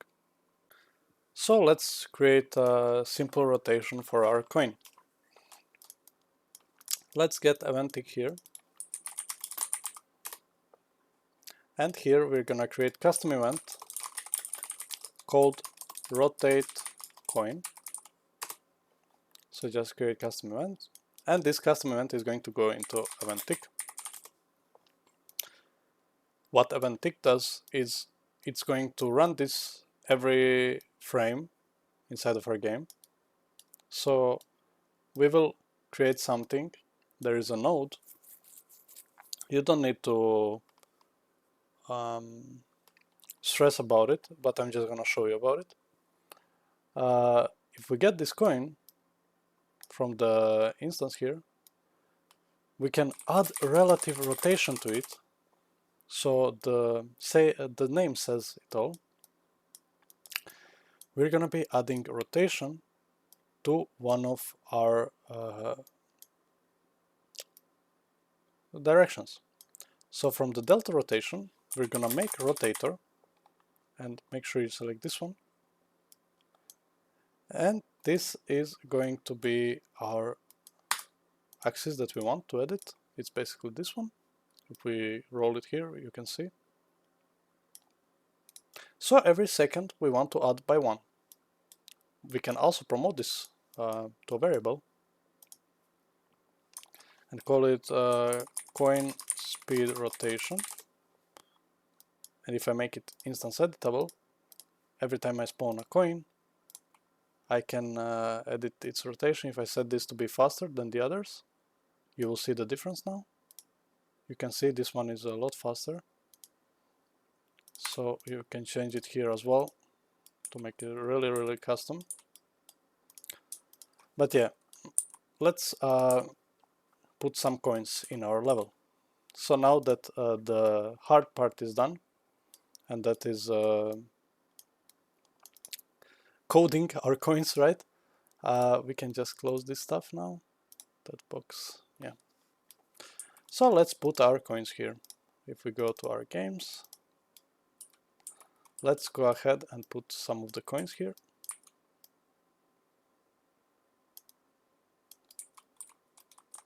I think this is fine. Alt left click and just duplicate it.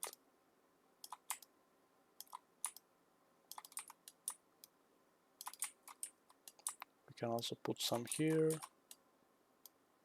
can put it so the player needs to go a little bit lower to get them.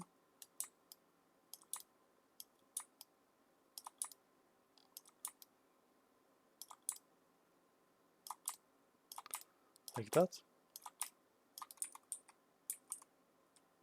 Also, we can put some of them here in our way where the platform goes. Let's put some here as well. I'm just putting them like freely. You can adjust your level as you like. But if this is your first time using Engine, this is going to be your first game. So just use your imagination. Here as well.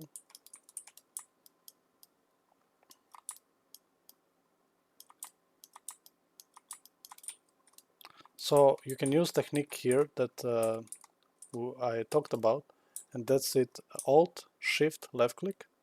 So now we are actually moving with the coins.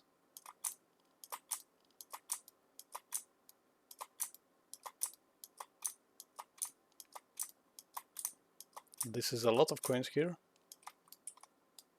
And we can create one more here. Or two actually. 3, 4. And this is going to be ending for our game. As well, we need to be careful because this line is not really... We can just do it like this actually. So you can really play with it. You can do whatever you like.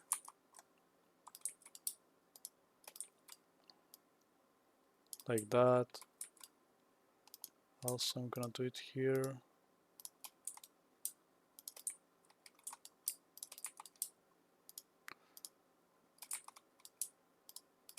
So of course this all comes to your level design, how you like it. But for me, this is going to do the job. And now we can actually test this. Let's go and test this. Let's select the viewport. I can F11 to make it full screen. As you can see, this is me. I have coins in the top corner. I'm picking up the coins.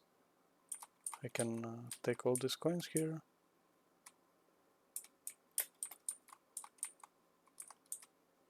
I jumped on this platform. collecting all of this.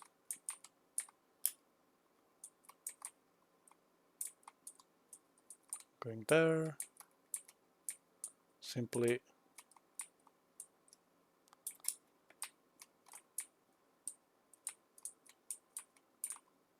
very nice. So we are playing our game here. That's nice. And let's finish the game. Game 1. But we need to do some UIs about that. Okay, so it's going to be very simple to do so. First thing I want to cover is the det. So let's actually create a UI for the det. So in our 3D platformer, let's create det UI. User widget, det UI.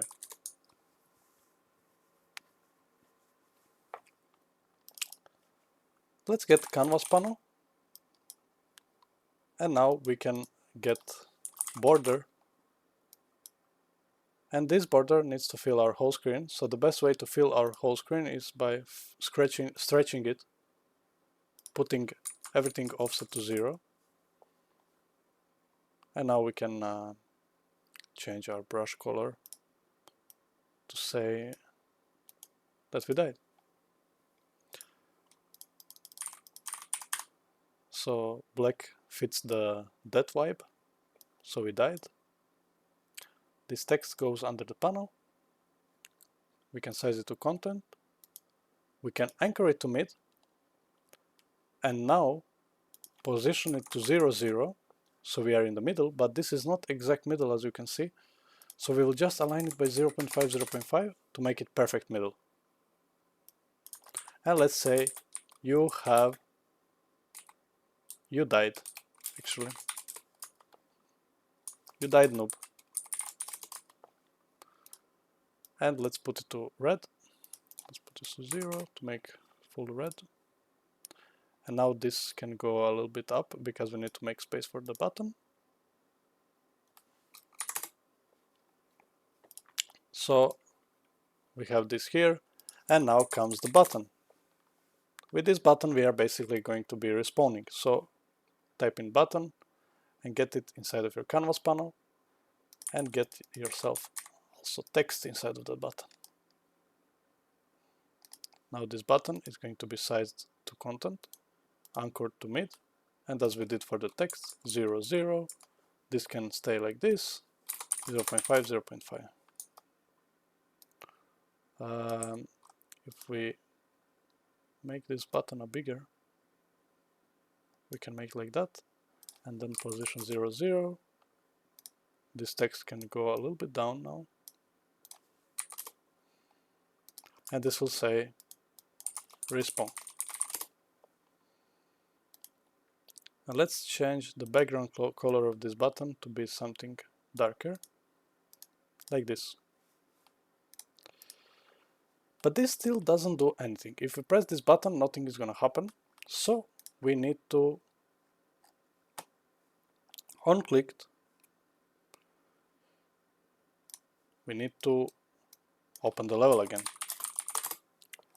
In our case, 3D platformer, you need to have the exact spelling with the letters, and it has to be capital as well if you have capital in the original name of the level.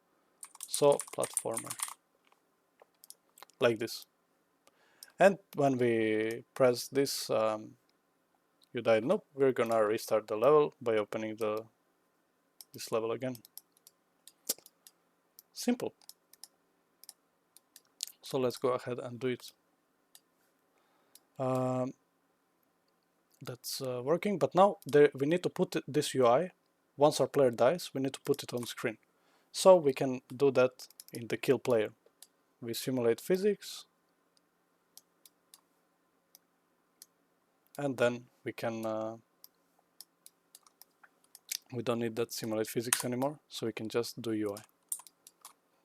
So create widget,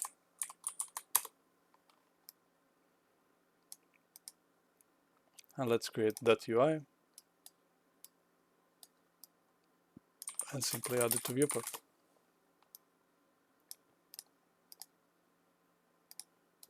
So we can create function here to enable UI, oh sorry, that's another event graph, function, enable UI controls.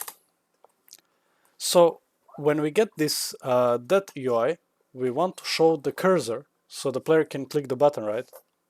And we also have to put the player to go into UI controls. So let's get our player controller. We need to get player controller because from the player controller we can get this node that is called set show mouse cursor.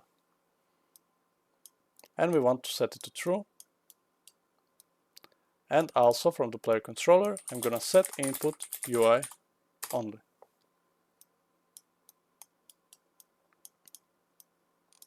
Good. Also, I want another function, enable game controls,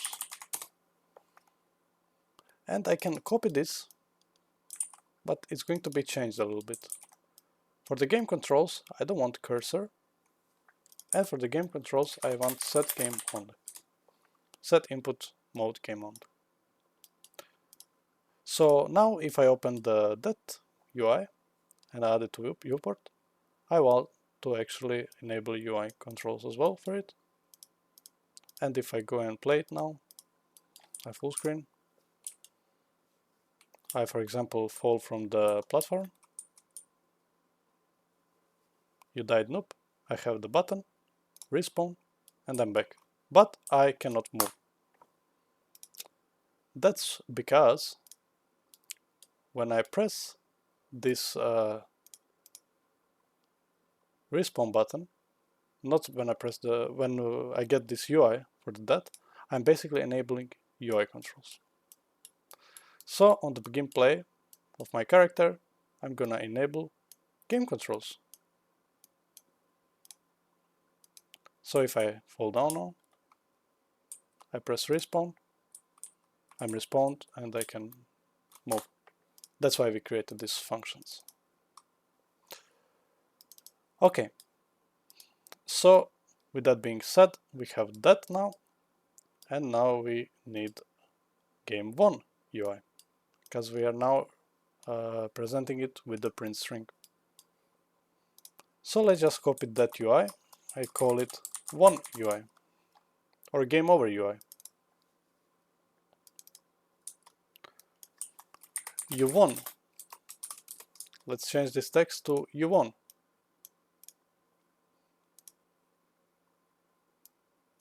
And let's this text is going to be complete.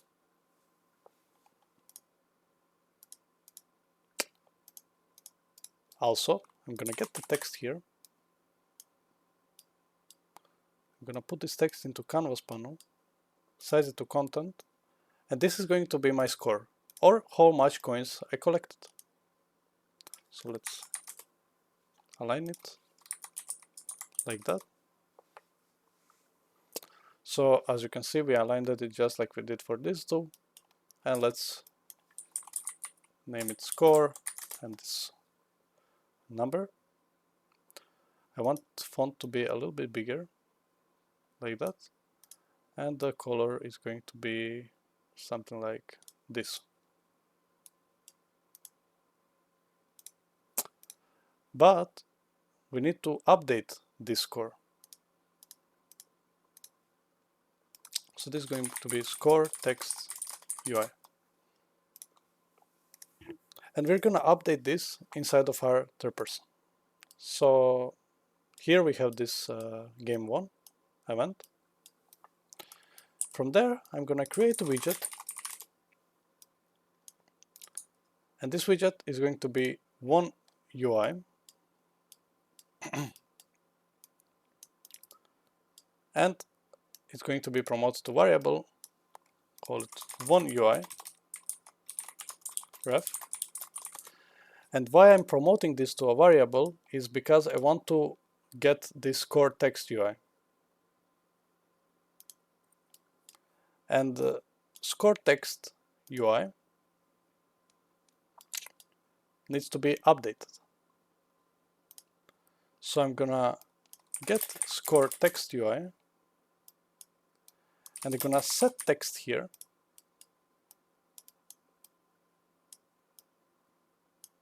And the text is going to be score double dot and score amount. And the score amount in our case is going to be the coins, but just copy this and we need to do it in format text. And now just connect coins here. And if I go ahead now, I should be having a finished game. And don't forget to enable UI controls as well.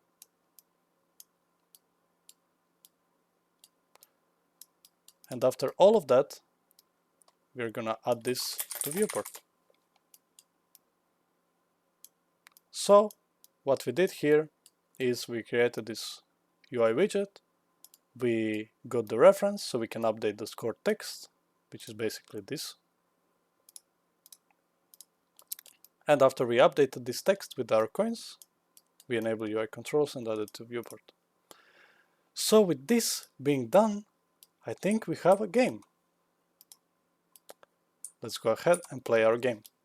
Also, to not forget, to the coins, we can add some sounds to make it more alive. So when we overlap, we will add coin and we will play sound 2D. And we have this starter content. So we can just take this, play sound 2D into our coins. Let's play our game. Our game should be done now. Let's actually run it as a standalone.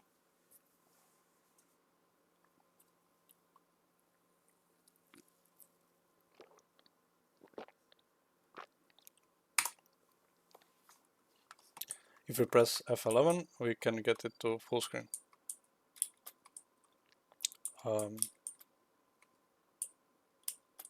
What was that? I'm not sure, but let's see what was that.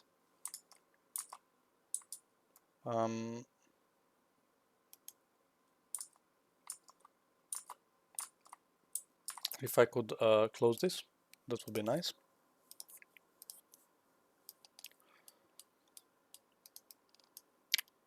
I'm not quite sure why it played this sound.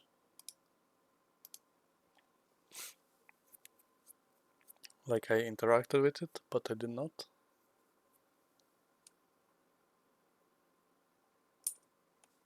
Okay, let's play.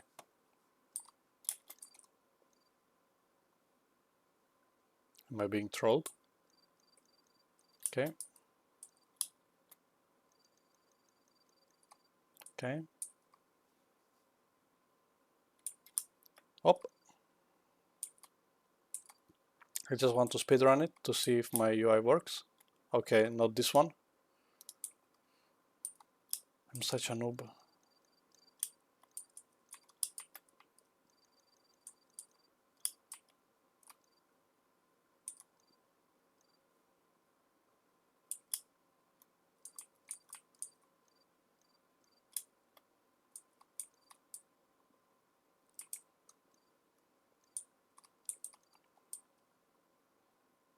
Of course, you can model this in Blender, right? So you will have better models than these ones.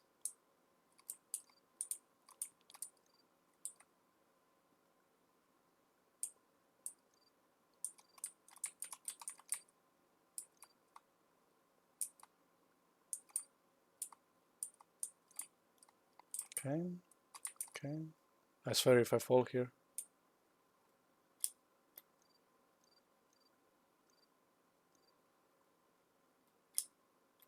And if we go through these doors, we won. We had 43 coins, and we also died because we are noob. And that's why, because when I finished with the game, I continued walking. Right? So that's the problem. Let me just see. Okay. So there was a problem because we didn't disable the movement, but when we win the game,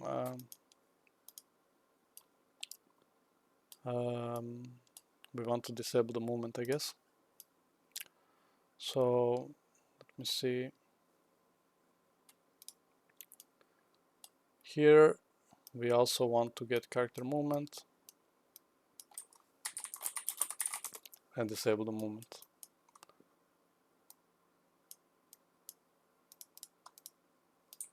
Let's see if that's gonna work now.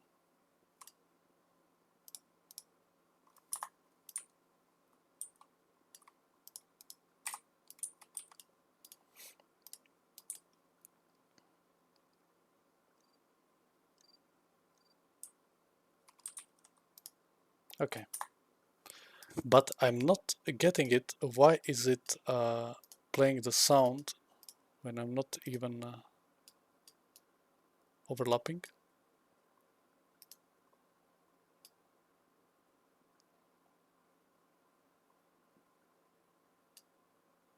Hmm.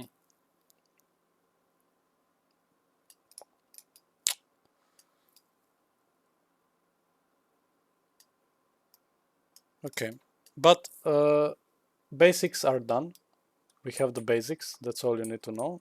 There is always going to be some small bugs, but we don't care about those right now. The game works perfectly, and I'm really proud that you finished this. If you managed to follow all this tutorial about this, then the next game is going to be no problem for you.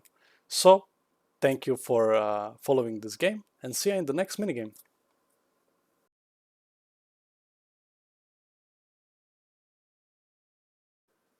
So, hello guys to the second game.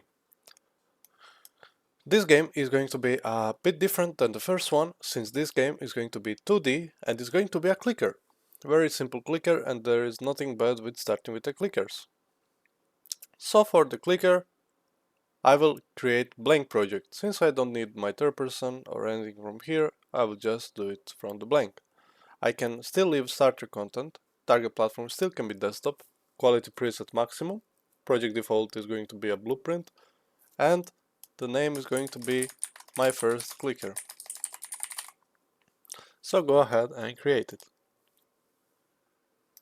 So once we created it, we will be greeted with this, and this all looks beautiful, but we don't need this. This is our simple open world map. And first thing that I want to do is I want to set up my project. So this time we only have starter content, which has nothing to do with our game, just assets. But in the last project that we made, we had already set up everything for us. But in this project, we are not gonna have everything set up for us. We are actually gonna set it up by ourselves. So we are gonna create a game from the scratch. First, we are gonna make a new level. This level is going to be empty level. And then we are gonna save it, save current level, and give it a name, clicker. We can also create a folder, call it a maps, and this clicker can go inside of the maps. Also, we're gonna create a folder called core, and this core folder is going to have some gameplay stuff, but also the main menu stuff. So new folder is going to be core, sorry, no, not core, sorry. It's going to be gameplay, and we can duplicate it, or we can just create another one and call it main menu.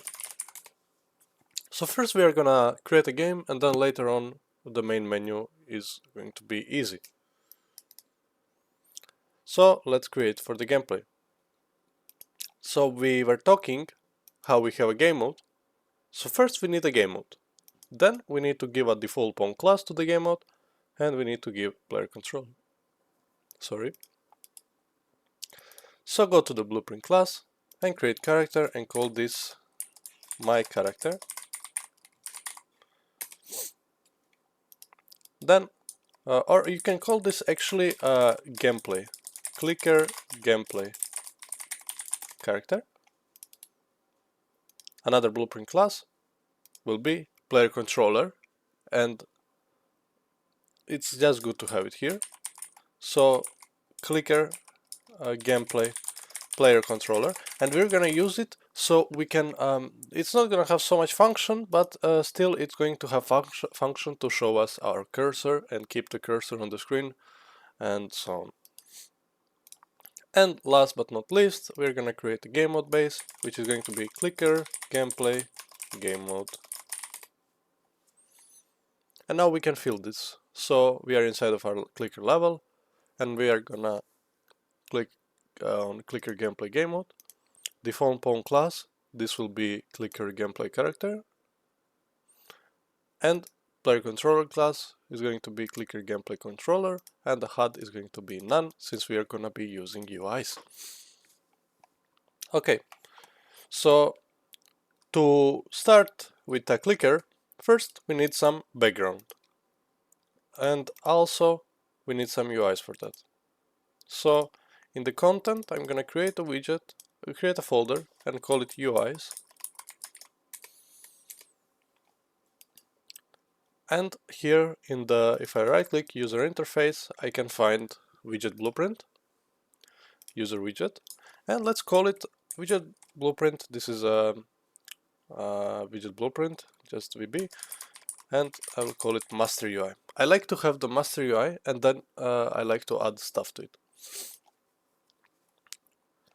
But before that, we're gonna go back to core, and here we're gonna create something that is called game instance. And what is game instance? Well, that's basically our entire game stored in one class, and this game instance persists through the whole game. Game mode persists only through the level, and every other actually character resets once the level is done. But the game instance keeps being open until the game is closed, which makes it perfect for storing our data. So let's create clicker game instance.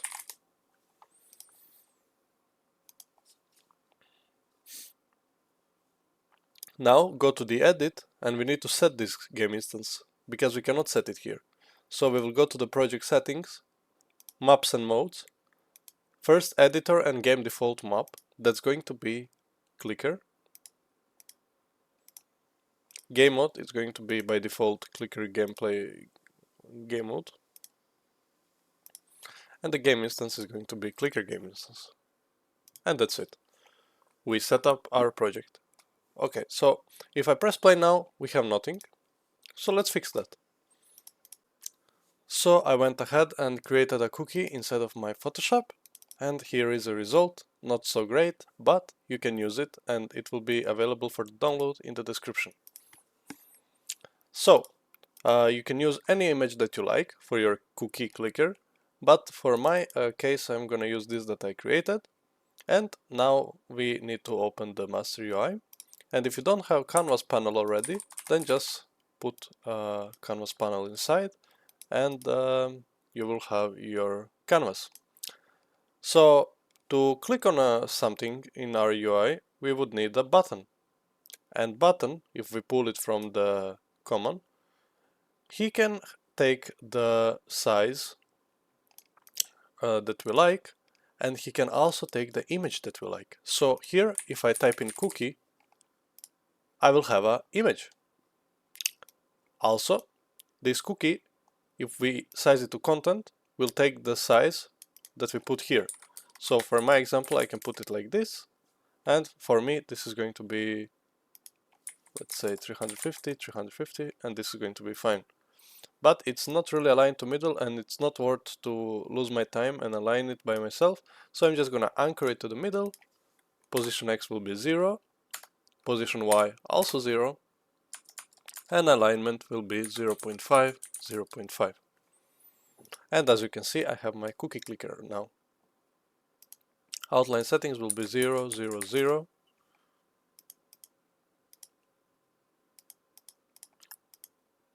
and the width is going to be 0 as well. So now we don't have any outlines.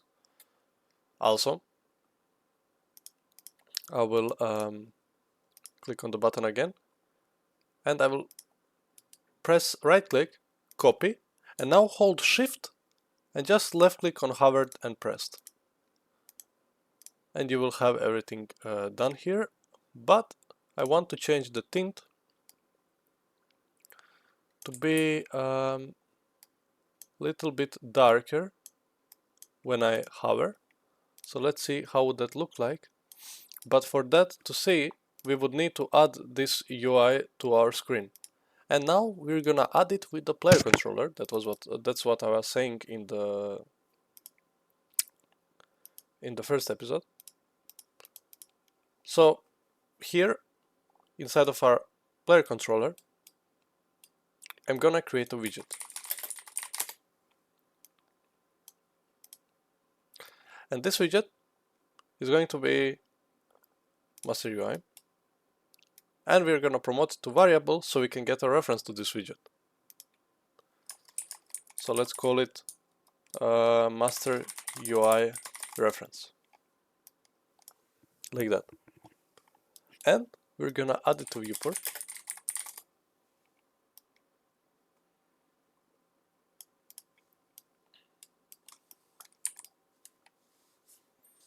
And we now have a widget. Also, my player controller needs to be set input UI only. Player controller, because we are already inside, is going to be self. So what is this set input mode doing? Well, basically we cannot use keyboard and we can only use our mouse, and we are going to be in UIs anyways. And here, show mouse cursor by default is going to be true. So this is how our player controller should look like right now. So let's go compile and press play. As you can see, I have this cookie here, but it has weird border, and that's simply because my image was badly sized, but yours image is going to be much better. But don't worry about it. We are not here for perfection, we are here to learn some stuff. So I want to add some background here as well. So I'm gonna add border, and I'm gonna stretch it with the anchor to be full screen. Offset 0, 0, 0, 0 on every side. And now this button can just be pulled under it. So it's going to be in front of it. And this button is going to be called clicker button. And this clicker button, make sure it's a variable. For later on, we will need it here, so just make it as a variable. This border, we can change its color, but not the content, color and opacity, but rather brush. You can also put your image here, if you like. So you can just put your image here, but I'm going to just do simple color here. This will do. Okay, so for every cookie clicker to work, we need some cookies. So I can show you how to save the cookies in your game instance. So open your game instance, and we're going to create a simple variable that's going to be called cookies. And we can make it as a float, because sometimes we're going to have 1.2 cookies per second, and it's just good to have it. So cookies. So now to access those cookies, we would need to cast to the game instance to get this variable, right? So we're gonna cast to clicker game instance, and we would get game instance, and as clicker game instance we would promote it to a variable, so we get the reference and call it clicker game instance reference.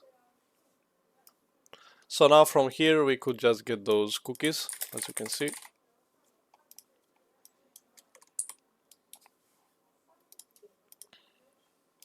Okay.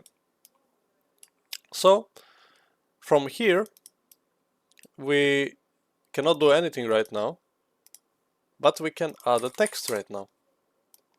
So type in text and add text.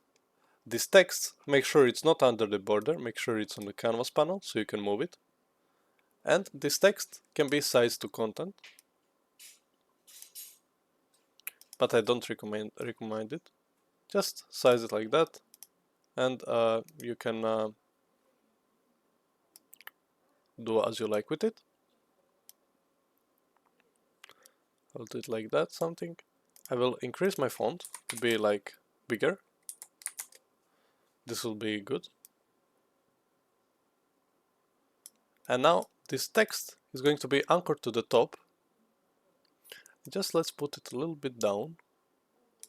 And now position X and Y should be 0 and align it by 0.5, 0.5. Cookies. Let's type cookies there, and it's going to be amount of our cookies. So we have two options to do cookies. We can either create a binding or we can update it by ourselves. I don't want to create binding, so I will just update it by myself every time I get a cookie. So to update this cookie, this text will be called cookies amount text, and it's going to be a variable. Why? If we compile and save now, we can see we have cookies amount text here, and we can access its variable. So to update cookie, we need some kind of a event. But we don't. We can either do event or we can do function. In this case, I'm gonna do function. So let's create function called update cookies amount UI. And from the cookies amount text, we're gonna set text. So basically we are setting text here that we see in our UI. And the text is going to be format text. So we can add this cookies double dot, like you see here. And then in the curly brackets, I'm just going to name it cookies amount. You can put whatever you want into the curly brackets. Get our clicker game instance. And why is that? Well, because we have this variable inside and we need to get it. So let's get cookies, and they go into cookies amount. That's perfect. But still, we need to update it somehow. Now that we have a function, this function is not being run anywhere. So how can we update it? Well, let's just press the clicker button and scroll down until you find on clicked, on pressed, on released, on hovered, unhovered. We are going to need on pressed. Difference between clicked and pressed is when we click, we can still drag the mouse off and it's not going to click, but when we press, it's done, it's pressed. We cannot cancel. And on pressed, we're gonna create some functions. But where? We can create this inside of our game instance, so we have everything on one place. Let's call this one add cookies. Add cookies by click. And we're gonna get our cookies. We're gonna press plus to add.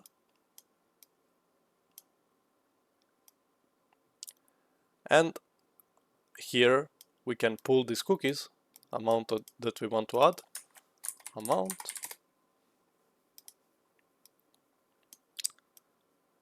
And we can finally set cookies here. So this would work, but I don't want to do it this way because I want it to be modular, because sometimes we can upgrade our clicker, and then when we click we can get 2, 3, 4, 5, 6, you know. So this is going to be promoted to variable, and it's going to be cookies per click amount. And by default, this is going to be 1. So this is basically, you know, when you are upgrading the cookie clicker, you can get 5 cookies by click if you upgrade it enough, right? So this is that. We're going to update this value. So let's add cookies. So we need to call this function from the game instance. We would need update cookies amount. This could be also done in the player character, by the way, but I decided to do it in the game instance because the game instance persists through the every level. So let's call update cookies amount, and from there we can just simply call this we call the same thing twice. Here we need add cookies, but we need game instance for that. So let's call add cookies by click.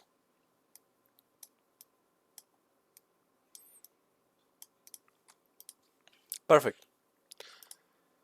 So here, technically, if I click on this cookie right now, I should be able to update my score. And I can. As you can see, my score is updating, which is great. But this is not really fun cookie game, right? Because we don't have any cookies per second.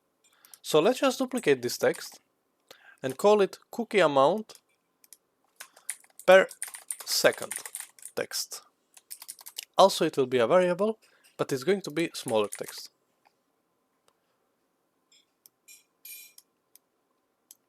I will also position it to 0, 0, but I will pull this anchor a little bit lower, and again 0, 0, and this will be cookies per second, just like that. We can put the little bit grayer, and this will work. So if I press play now, I have this CPS, which is currently 0, so we don't have passive income, but we can create a shop to have that. Also, I don't like this when I hover it, it's too dark.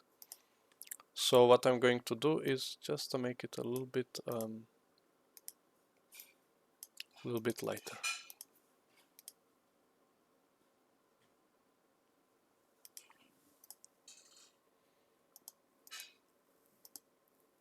So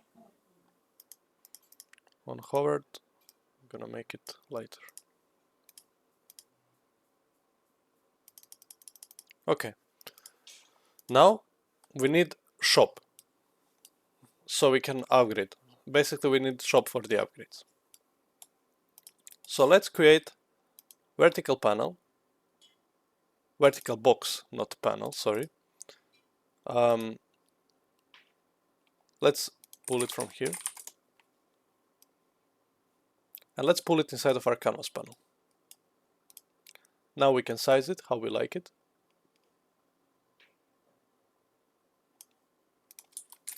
Y is going to be 1080, and X can stay like this. And this will be going to be good enough. But we need border to just make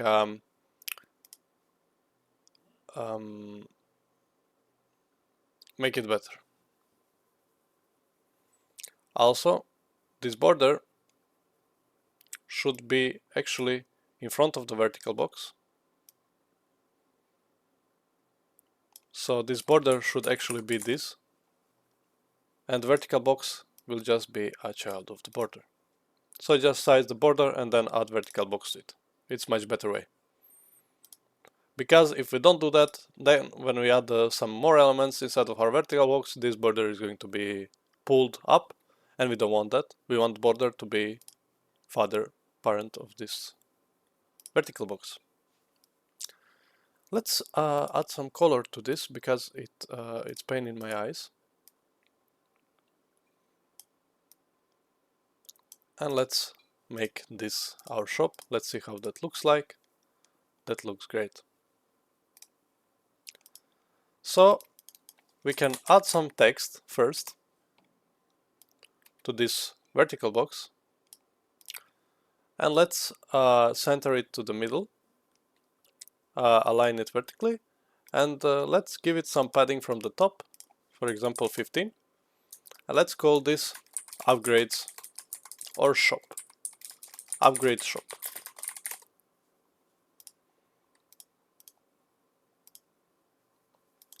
So here we are gonna have our upgrades that we're gonna run different events to increase our clicks per second and cookies per second.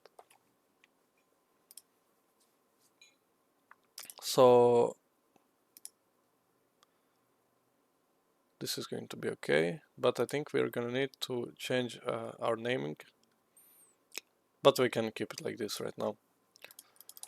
Because cookies per second, clicker per second, you know. But let's add a horizontal box to our vertical box now. So right now, this horizontal box is going to be padding of like 100. And this vertical box is going to have text, and also it's going to have a button.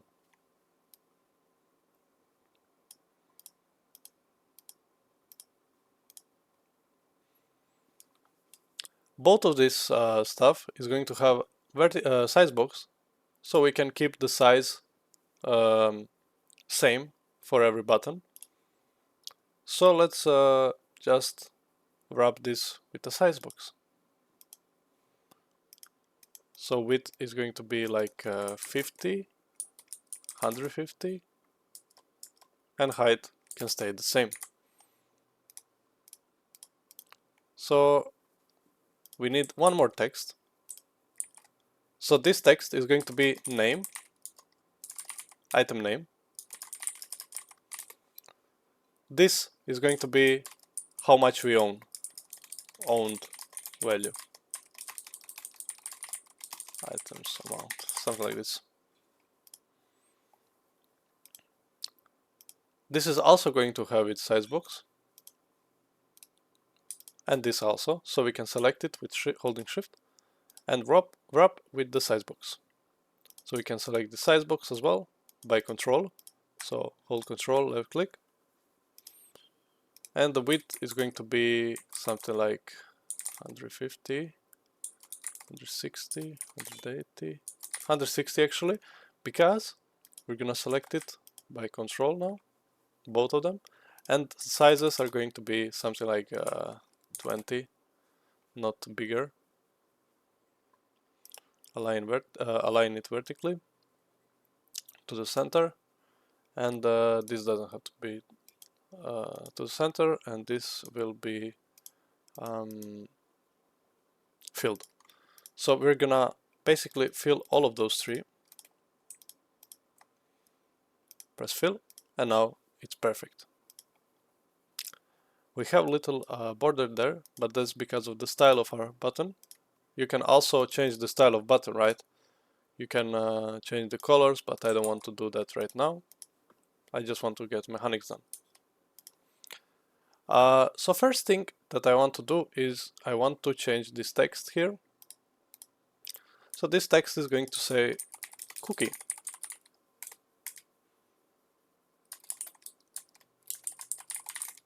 Cookie clicker. I want to add some little padding from the left, like for 5, just so it's not right there in the border. And I feel like this is going to be 16, even smaller text. This as well. And this is going to say owned and then the number. Also, this button doesn't have to be this big, so it can be 120. but it doesn't matter because it's fill, so it's okay. But if we set it to not be fill, then we're gonna have better result. And this button also needs some text inside. Text in the button needs to be as well same size. Let's call it buy. So we have a text, button text.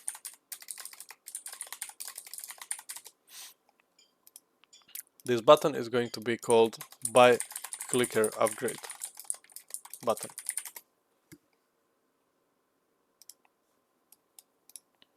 So if we go ahead now, as you can see, our game has an upgrade system. We can upgrade it, but nothing happens. And that's because there is no functions behind it, right? So let's go ahead and add some functions there. Once we click this buy button upgrade, we're gonna basically run to increase this cookie per click amount by 1.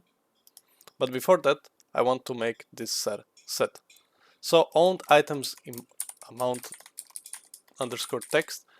Let's name this cookie clicker amount text and make it as a variable so we can upgrade it. So in the game instance we need another float, or integer rather. This is going to be clicker amount upgrades, or clicker upgrades amount rather. Clicker upgrades amount. And make it as a float because it's not going to be decimal, it's going to be a full number, 1, 2, 3, 4. So here we need another function, and this function is going to be called upgrade clicker, upgrade cookie clicker. So we are just gonna get our clicker upgrades amount and increment like this by 1.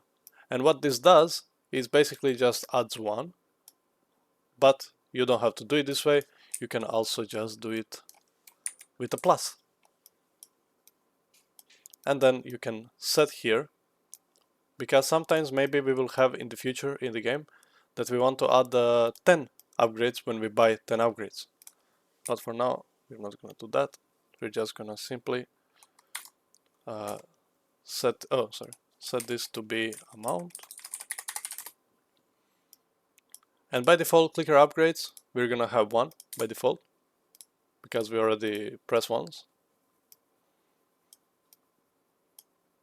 When we press, we get 1. That's what I meant. And just bring it here and set clicker upgrades amount.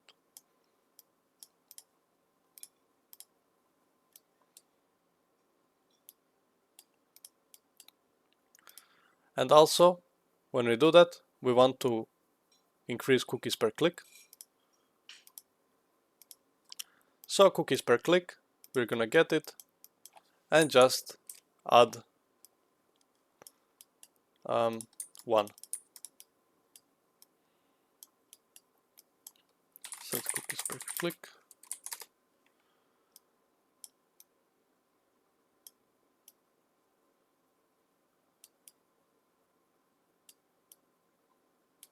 Okay.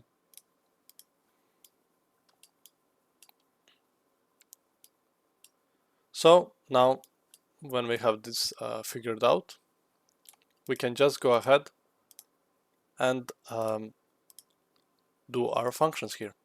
So here, this will be updated every time we buy it.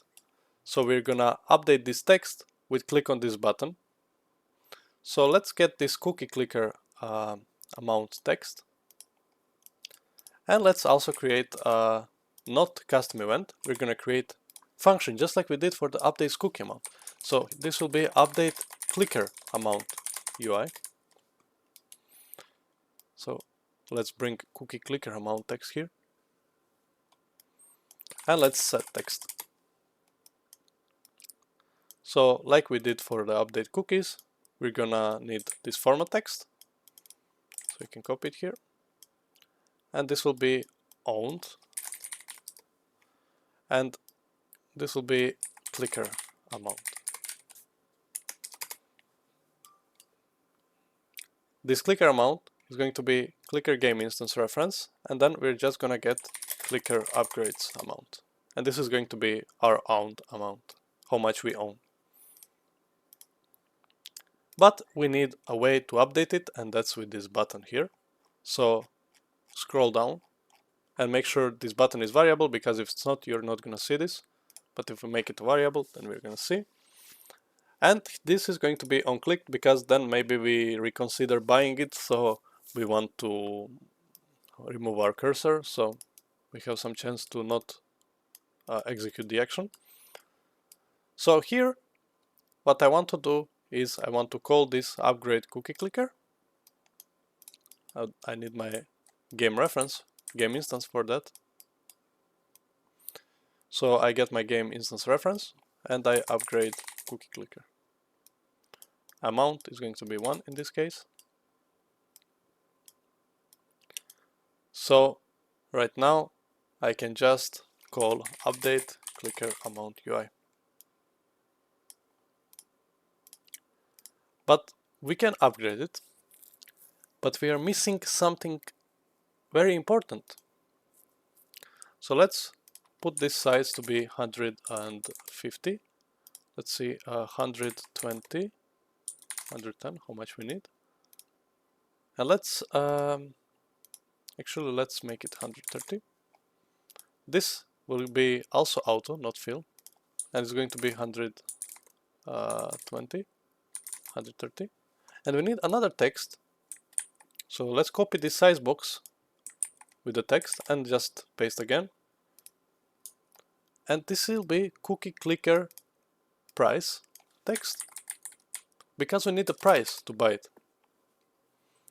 So let's say price here as well. To make this look even nicer, you can center it, all three. And this price is also going to need its variable. But let's see if our owned works now. If I press 1, I can upgrade it, and then by pressing once, I can get more cookies. But this is too fast. So instead of increasing cookie per click amount by 1, I'm gonna increase it by 0.1 every time we upgrade, which will make the game a bit slower. So as you can see, it's slower. Okay, so now we need price, and we need to get the price system done.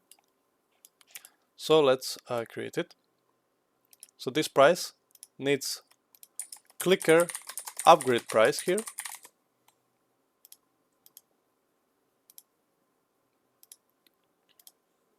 So this price, when we update our clicker amount UI, we also want to get cookie clicker price text, which is basically this text here. And we want to do the same here, so we can just copy that and clicker price amount here. So just get your game instance reference and get clicker price, clicker upgrade price.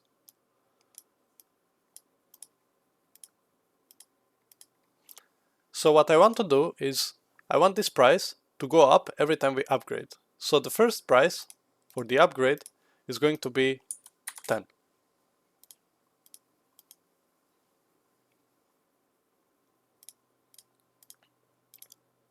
So let's go in my upgrade cookie clicker and let's upgrade the price. And let's check if we have enough money. So let's, for example, here, once we upgrade that, all of that, I'm gonna increase I'm gonna get clicker upgrade price, and I'm gonna increase it by, for example, 10. So every time I upgrade, my next price is going to be by 10 more. You can also put it as you like here. And now we set the clicker upgrade price. Nice. So this is going to increase the upgrade of my cookie price. So here my price, we're not getting it updated because here in the master UI, all of this stuff, update cookies amount UI, update clicker, this needs to be run on the start. So update all stats is going to be our new function, and just simply drag these functions here. So it's very modular. Next time you add new function, you just put it here, and this will get updated on the construct when this UI is made, and this UI is made when the game starts. So now you can see it says owned, and I don't want it to say owned, I want it to say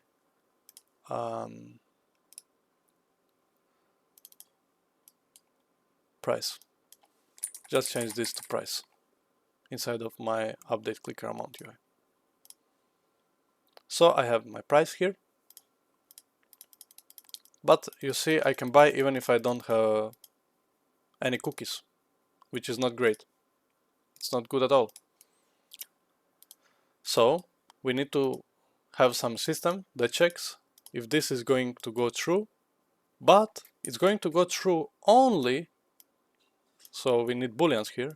So just type in branch or hold B and left click, and our boolean is going to be cookies greater or equal to the clicker upgrade price. So we are checking if we have more or equal cookies, and if we do, if that's true,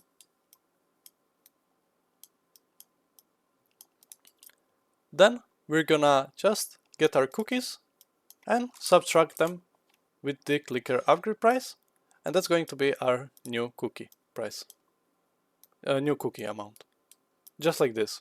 So we subtract cookies from the upgrade price, we take the money, and then we set the cookies back again to get this new value, and we connect it here. And if it's false, let's just quickly print string it, no cookies. Let's put the color to be this, not enough cookies. And now you will see this will work. I go pay, it says not enough cookies and I cannot upgrade here. This button, of course, it can also have a sound, so you can choose to just, for this as well, on pressed, we can play some sound, play sound 2D, and let's say I want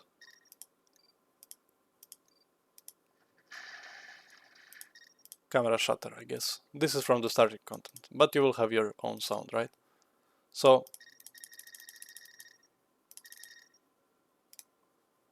like that. And here, when you click upgrade, I can also play this sound. Let's see how that works.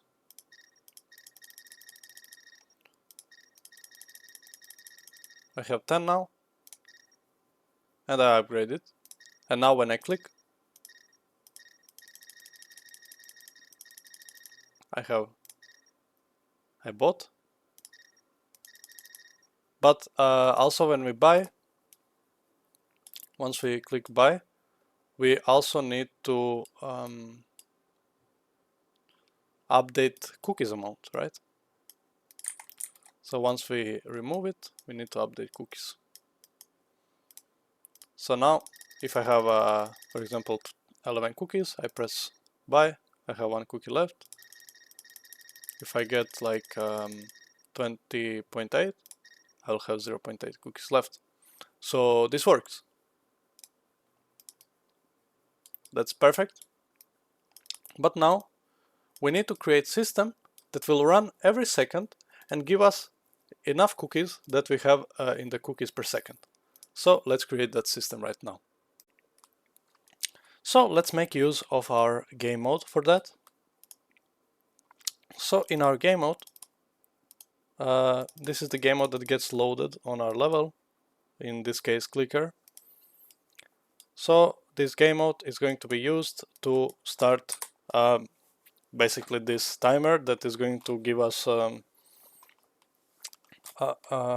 cookies per second when we do have some. And we need to upgrade to gain, right? To gain these cookies per second, like passive income. So let's start doing that. Basically, first we would need to set a timer, and there is a node in Unreal Engine that's set timer by event. And this timer by event node, what it does is basically it's gonna every 1 second, so every float time that we put here, we're gonna loop it and fire this event. So you can already see how this would look like. So if we made another custom event here and call it passive income cookies, then you would see then that when this game mode gets played, we're gonna start adding some cookies. So how do we create this stuff? Well, it's pretty basic really. First thing, we're gonna go into our game instance where we hold all our values, and we have cookies per click amount, but we don't have cookies per second amount. So we're gonna duplicate this float and call it cookies per second amount. And by default, we want them to be 0, just like that. And now we need to somehow get that cookies here in the gameplay game mode. But let's just create another function here and call it add cookies per second, which is going to be connected to this event. So let's call this add cookies per second, get our cookies, and just plus with the cookies per second, like that. So now here we can add sorry, I started speaking crazy. We can set cookies here. So we add cookies and then we set cookies. Okay, so this would work and this will work, but let's get it here. So we need a reference from the game mode for the game instance to fire this. So we can simply cast to the game instance here, clicker game instance. Then for the object, we will get our game instance. And as this instance, we will promote this to variable, so we have a valid reference here. So from this reference that we just created, we can pull this function that we made inside of our game instance. So add cookies per second. Right that. Okay, so there is one more thing that we need, and that's we need to update cookie amount. So to update cookie amount, what we need is we need a cast to our player controller. And why is that? Because inside of our player controller, we created our UI. And inside of our UI, we have update cookies amount. I can delete this. I was testing something. So we have this update cookies amount here. And this is what we need.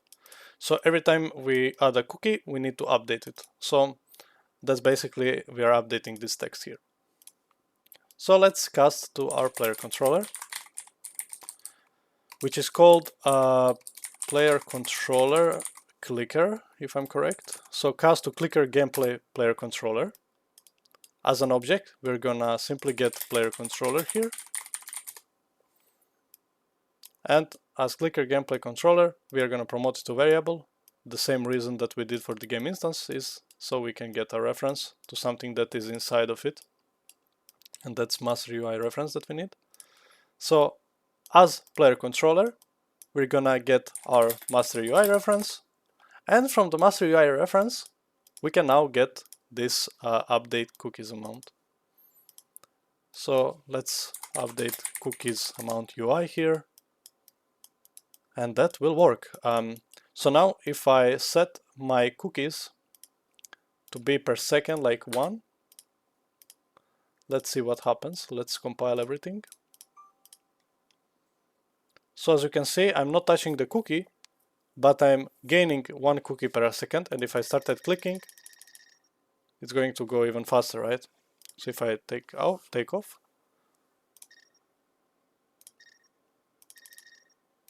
as you can see, it's still giving us cookies. But we need some kind of upgrades so we can increase this amount. By default, it's going to be 0. So let's create it. But if you want this to be smoother even, we can put smaller time here, like 0.1. And then instead of giving 1 cookie, we can give like 0.1 cookie. So let's test how that looks.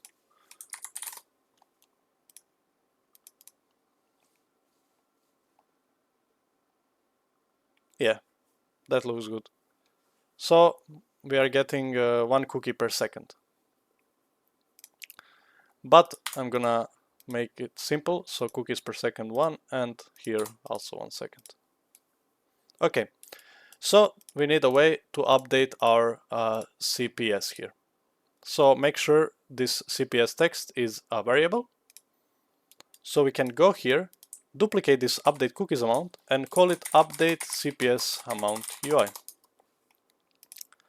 Instead of cookie amount text, we're gonna have our cookies amount per second text. And instead of cookies, we're gonna get cookies per second amount. And we can just connect it here and rename this to CPS. So now it would update this. But also, if you remember, now we have the update all stats, and we need to connect update CPS here as well. So it updates on the start of the game. So later on, when you have save system, it's going to be nice and updated every time you get in the game. So this is our cookie game. Now we need some kind of a way to call this update CPS amount UI by upgrading. So let's go into master UI and let's create a new upgrade. So we have this horizontal box. Let's call this cookie clicker upgrade. And let's duplicate it and call it cookie clicker per second upgrade. And now we need to change this. Let's call this, for example, bakery. And by default owned is going to be 0, right? And the price by default is going to be, we can just leave this as it is. But for example, here, this is going, we need to rename all of this stuff. So let's rename this cookie clicker per second. So let's rename that first. So we have easier time there in the graph. Cookie clicker per second price. Like that. And buy clicker per second upgrade button. And that's going to be fine. Okay, so right now, when we press the buy on pressed, just like we did with, oh sorry, not on pressed, we're gonna do on clicked. We said on for buttons we're gonna do on clicked, and why is that? Because when we click, we can still remove our cursor, and then maybe it's not going to be a fired event. But if we have pressed, when you click, it's done. You clicked. So on clicked, we need to have some kind of event that we have here, and we need to update amounts. Okay, so let's go inside of this and see what we did here. So here we had to pay for it, and every time we upgraded, the price would go higher. As you can see, if I went there and I upgraded, the price would go up, and the owned would also go. But for the just for the look and for the look of the shop, I'm gonna make this go to the right side, like that, just so it looks a little bit nicer here. It still doesn't look very nice, but you know, we can make it a little bit better here, at least.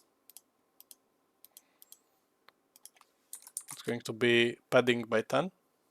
on this second one. So now when we play, it looks a little bit more nicer. But still, the price is not updated. Okay. So here the price, when we press play, it gets updated because we have this update clicker amount where we update the price as well. So we're gonna need to update here as well. This is going to be cookie clicker per second price. So go to the update CPS and let's update the cookie clicker per second price. So get it here, and the same thing we did in the last function. Just pull it in, and this is going to be price per second price. You can put any text here, by the way. So now here goes the cookie per second price, or the bakery. So here we can duplicate this upgrade cookie clicker and upgrade cookie per second clicker, or you can call it upgrade bakery. Let's see what we're gonna do here. So actually I'm gonna delete all of this here, also this amount, so I have the empty function. So upgrade cookie per second clicker. What do we need to do when we upgrade the bakery? Well, it's pretty simple. We need to get our cookie per second amount, and we need to plus, for example, 1, but we can put it here just to make it more modular, I guess.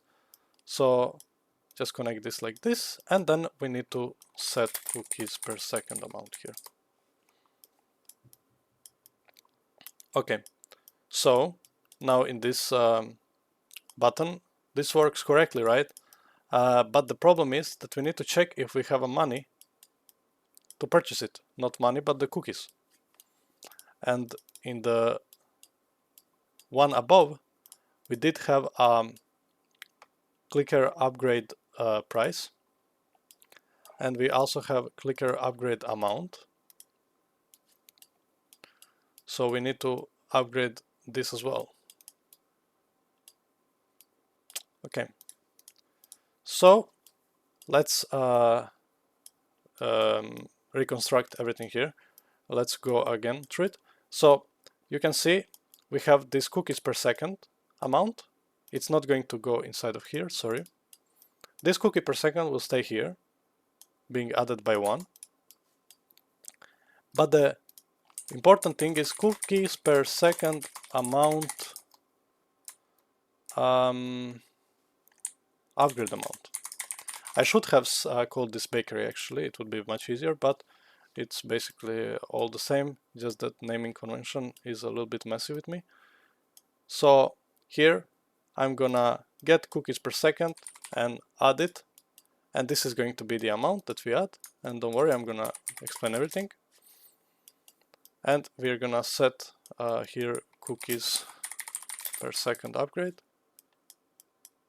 Let's connect like that. Okay, so what are we doing here? This code here is going to be responsible for adding an upgrade to the owned. So we added one more owned bakery, and we also need to update this price. And also, while we are doing that, we need to make sure to increase the CPS. Okay, so let's create that. And first we need to check, before all of this happens, we need to check if we have enough money.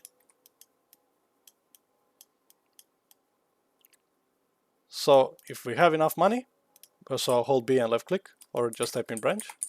This is how we check if something is true or false. We need to check if we have more, so greater or equal to the cookies per second upgrade price. And by default, bakery is going to be like 50.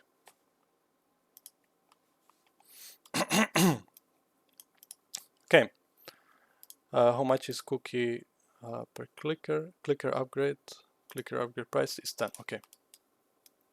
So if this is true, if we have enough cookies, then we simply just get our cookies and we subtract them from our cookies per second upgrade price.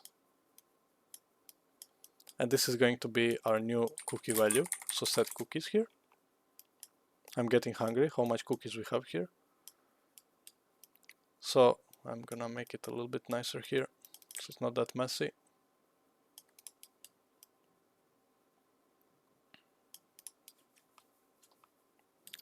Okay, so we are checking if we have money. If we do have money, we take them out. Here we can print string. Not enough cookies for the bakery.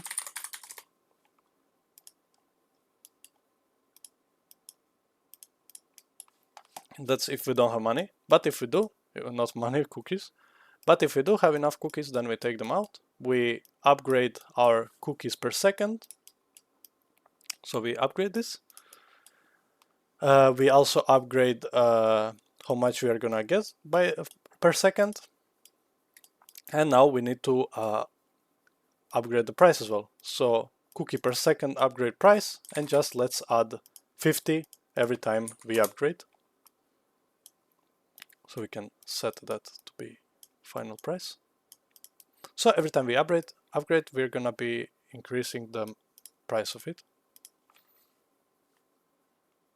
So for example now, if I go ahead in the master UI, this price is going to be, we need to get our clicker game instance reference, we need to get our cookie clicker per second upgrade price, and let's see what's inside of our clicker amount.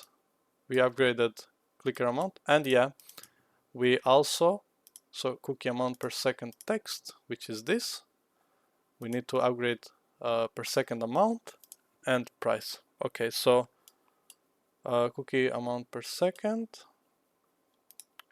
so let's see, and cookie amount text, let's see which one is that, per second, cookie clicker per second amount, cookie clicker per second price. Okay, so cookie clicker per second amount we need to update as well. And this is basically how much of those we have. So if we get our game instance here, we will get cookie clicker per second upgrade amount. I named it very bad and it might be confusing, but this is just bakery amount, how much we have. So yeah, let's see if that works. So CPS is 1 now by default because I set it like that. If I upgrade here once, let me upgrade the bakery. So now CPS should be 2. Oh, and yeah, we need to call all of this when we press the button, right? So get clicker game instance, and let's upgrade cookie per second clicker, which is bakery basically. Amount is going to be 1, and then we just update CPS amount. And then we update cookies amount because we are taking out the cookies from the bank. And let's play sound as well. So let's test it out now. If I get 50 cookies right now,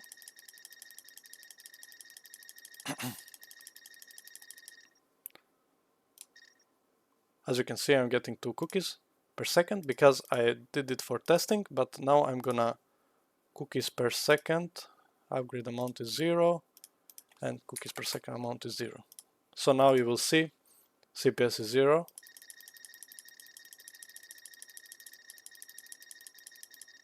And I'm not getting any extra value, so I'm gonna get 50 here. And you can see I'm not getting anything, but if I take out, I'm gonna start getting by 1. So that works. We do have our clicker game now. And this clicker game is pretty simple, but you can expand on it. And this is your challenge, to try to expand on it. And if you have some questions and some problems about it, you can always ask me in the comments or join my Discord server where I'm gonna answer your questions about that. But now the game is not yet done. And what we need to do here is we need to also create the main menu that we said we were gonna create. So let's create main menu. We need another level for that. So let's call it new level there. You can just go there, new level, and let's save it, this one newly created one. Let's save this level inside of our maps and call it main menu. So we have a new level here, and we can set our new main menu stuff. So we have here character, game mode, player controller, but here in the main menu we will just create the player controller, which is going to be main menu PC, so main menu player controller, and new game mode that's going to be main menu game mode. So this level main menu will have its main menu game mode, and it's going to have main menu player controller, and the pawn is going to be none because we won't have any pawn here. Just like that. So now what we can do here is just simply create new UI and call it widget blueprint. So user widget, call it widget blueprint main menu. So let's get a canvas so we can put stuff on our UI and make it go where we want it. And let's create image, which is going to be our cookie. Let's anchor it to the top and somewhere like this. You can play with this, right? So put it wherever you want. I will put it here. And the brush of this image is going to be my cookie. And size is going to be something like 500, 500. Yeah, I like that.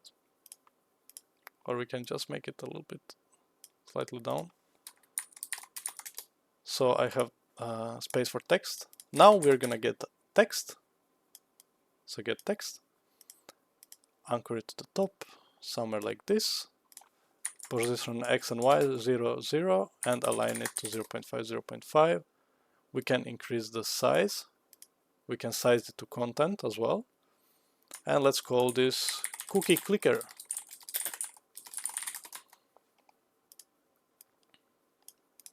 Like that. Also, I want to have a background, which is going to be border.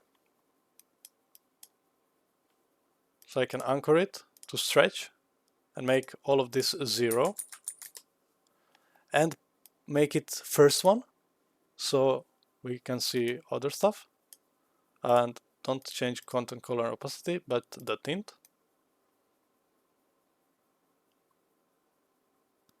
And now we can do really whatever we like here. We can do it like this. And let's get our simple button here.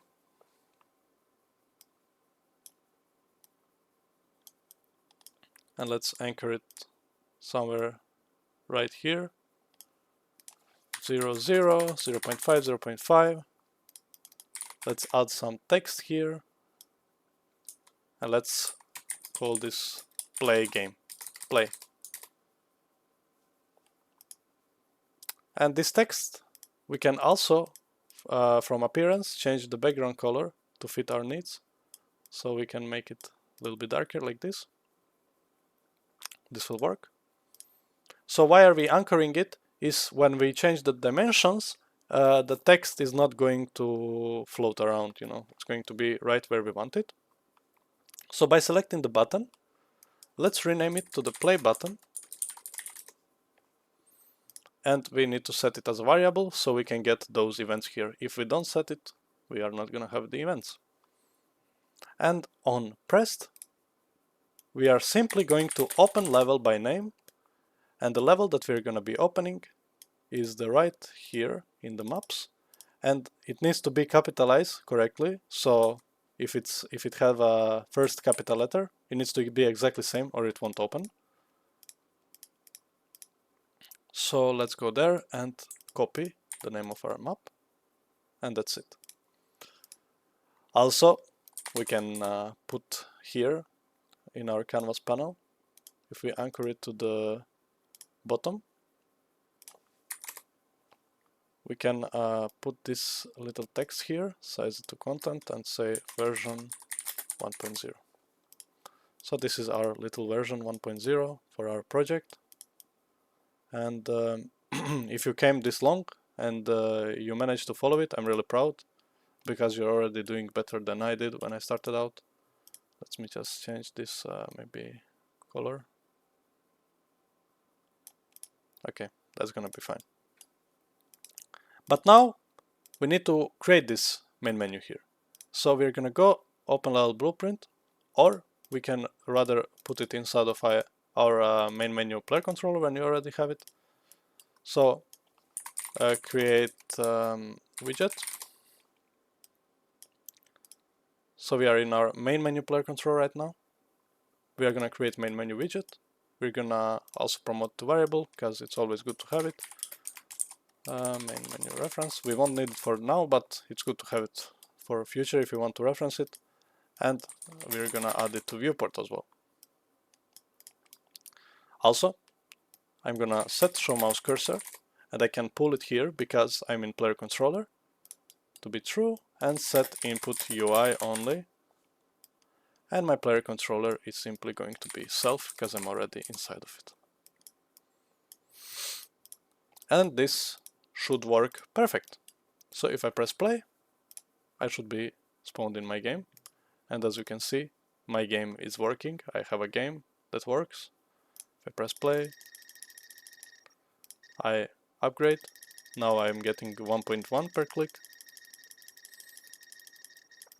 And if I buy bakery, I have CPS, which is giving me 1 per second.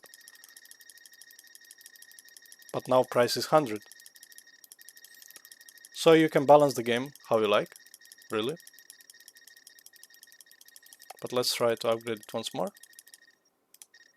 And as you can see, now I'm getting 2. So our cookie clicker game is officially done. I'm really happy if you managed to follow it without any problems. But even if you had some problems, I understand, maybe I'm going too fast. But I'm trying to not waste your time, and I'm trying to show you how you can create some fun games in Unreal Engine.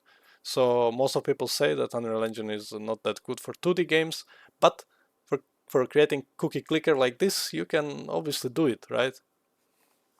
So that's cookie clicker for you, working. And we have a couple more games here after this one. So stay tuned, you don't have to do everything in one sitting. You can take a break, don't get burnout. And if you are still ready for some challenges, then just continue watching this video and we are going on to the next game.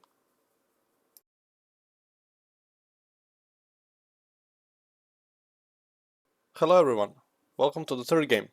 This game is going to be focused at collecting X amount of stuff, and this will help us learn something about event dispatchers that are gonna be extremely useful for you later on. So when we collect X amount of items, we will basically open the gate. So for this I'm gonna use third-person character, because I don't want to make a character from the scratch. But I do have tutorials for you. Once you finish this series, you can go ahead on my YouTube channel and you can see how character is being created from the blank project. But for now, you are still learning, so let's call this game something like my first collecting. And let's create it. Okay, now once I have created it, let's go ahead and again I'm gonna get myself default layout. I'm gonna click on the content browser and I'm gonna dock it in the layout. Just like that. And as you can see, we are back at it again. We have our character that we can play. and it's looking pretty good. But we want to create a map that allows us to pick up a lot of different stuff, like we want to pick up 5 I don't know, coins, and when we pick up these 5 coins, the final gate that is going to be located here will open. Okay, so for this we will need event dispatchers, so the code is very clean and there is no casting. Okay, so let's first create actor. So let's remind ourselves by let's create new folder, call it blueprints, and inside of it new folder, call it actors. So what is the actor? Actor is everything that you can put inside of the level, but the blueprint actor allows us to have a blueprint inside of it, so we can basically control that actor, right? So let's create blueprint class actor and call it BP gates. If we open that BP gates, now we can edit the code inside of it, or we can edit how he looks like. So for it, I will just create a basic cube, nothing too special, just a basic cube, and I'm gonna make it to look like a gate. So you can play with this. So how I do it is basically Q is to select, W is for the moving, and E is for the rotation, and R is for the scaling. I will give it some simple color. Let's see if we have something blue. I cannot find anything blue, so what I'm gonna do is I'm gonna create a new folder. I'm gonna call it materials, and now we're gonna create our material. One color materials are pretty simple to make, so just right click, material, and call it gates. And now if we hold 3 and the left click, we will get this node, which goes inside of our base color. Now we can set whichever color we like this. And I will also hold 1, left click, hold 1, left click, and those two will just go inside of the metallic and roughness, so we can control metallic and roughness, how metallic is it gonna be and how rough is it gonna be. So for me, I want it to stay like this. This color is really I really like. It's really nice. And now we can go to the blueprint actors, and now we have these gates that we created. So these gates, as you can imagine, will go here. Just like that. My phone is wilding, that's why you hear the notifications. Sorry for that. Yeah, you can just put it here now. You can really do whatever you like here. I'm just gonna do basic doors. And I'm gonna give the material, if we select this cube here, that's our static mesh of this blueprint actor, we can select color gates. And as you can see, we're gonna have a gate. If we play from here, you can see we cannot go through the gate. But I really like it, and you can see a little bit of the mirror effect. I really like this color. So yeah, that's our gates, and we need to go through them to continue with our level. So I'm going to move this with Alt left click, so I duplicate. Also, I'm gonna do it like that. So now once I'm duplicating that, I have a something like end game, you know. It looks a little bit nicer than just nothing. And the player will need to come there and just finish the game. So we're gonna create a little flag here that is going to resemble finishing the game. Okay, so now that we have this, we need to create some other stuff in the level so we can actually finish that game, right? So we can open this gate. Okay, so the first thing is we need collectibles. So let's create blueprint class actor and call it BP collectibles. You can call it however you like. Inside of this BP collectibles, we're gonna add some. You can add a static mesh if you have a model, but if you don't have a model, you can just add like simple sphere, for example, here. So if I press this lock here, I can change the scale of every axis. So if I change it to be 0.4, and I can give it also the gates since I like the color. And this is going to be our collectibles. Also, I'm gonna add the sphere collision. So when the player overlaps it, it's going to destroy this actor. Okay. So we can rename that to collision. And now, very simple. So we right click, add event, and on component begin overlap. What we want to do is we will call dispatcher, because we need to call dispatcher so we don't have to cast to our player character to get a reference. And now inside of our player character we can just call this event dispatcher. Very easy. So let's call this new event dispatcher on collectible pickup. And with that being made, now we're gonna call it when we overlap with this sphere or this collectible. And basically when we overlap, what we want to do is we want to decrease the left amount of collectibles in the level. So it will say, it will tell us in the UI how much we have left to pick up, and when we pick up everything, well, then we're gonna open our gates finally. Okay, so let's create that mechanic. So here, when we pick up this collectible, we're gonna play sound to dim, and it's going to be camera shutter. For this example, you can have your own sound, and we're gonna destroy actor at the end.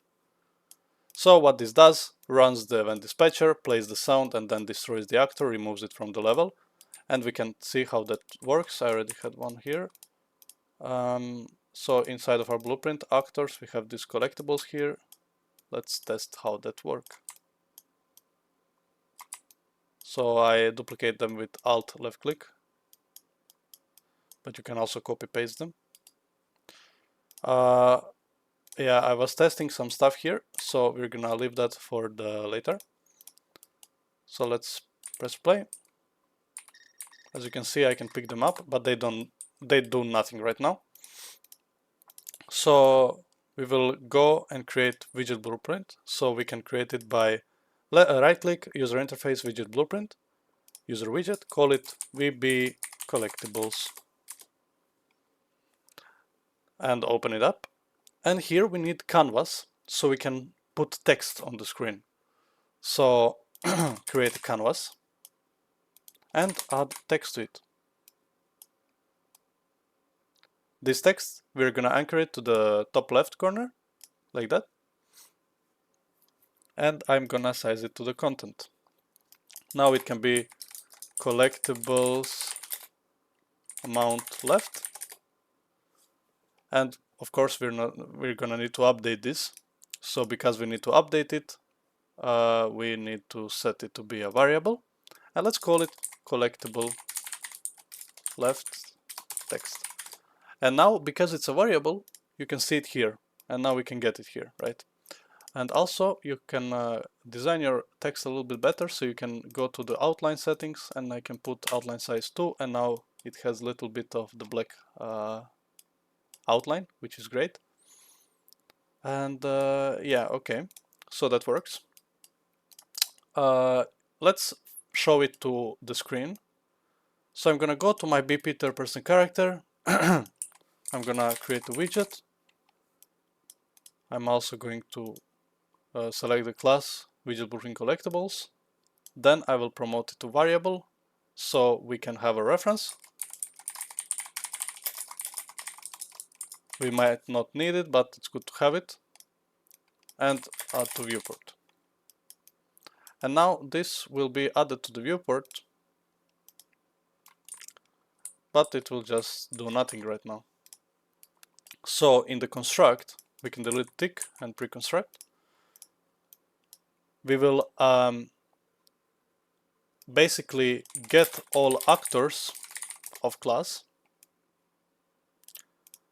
And we need to do this so we can basically get this event dispatcher.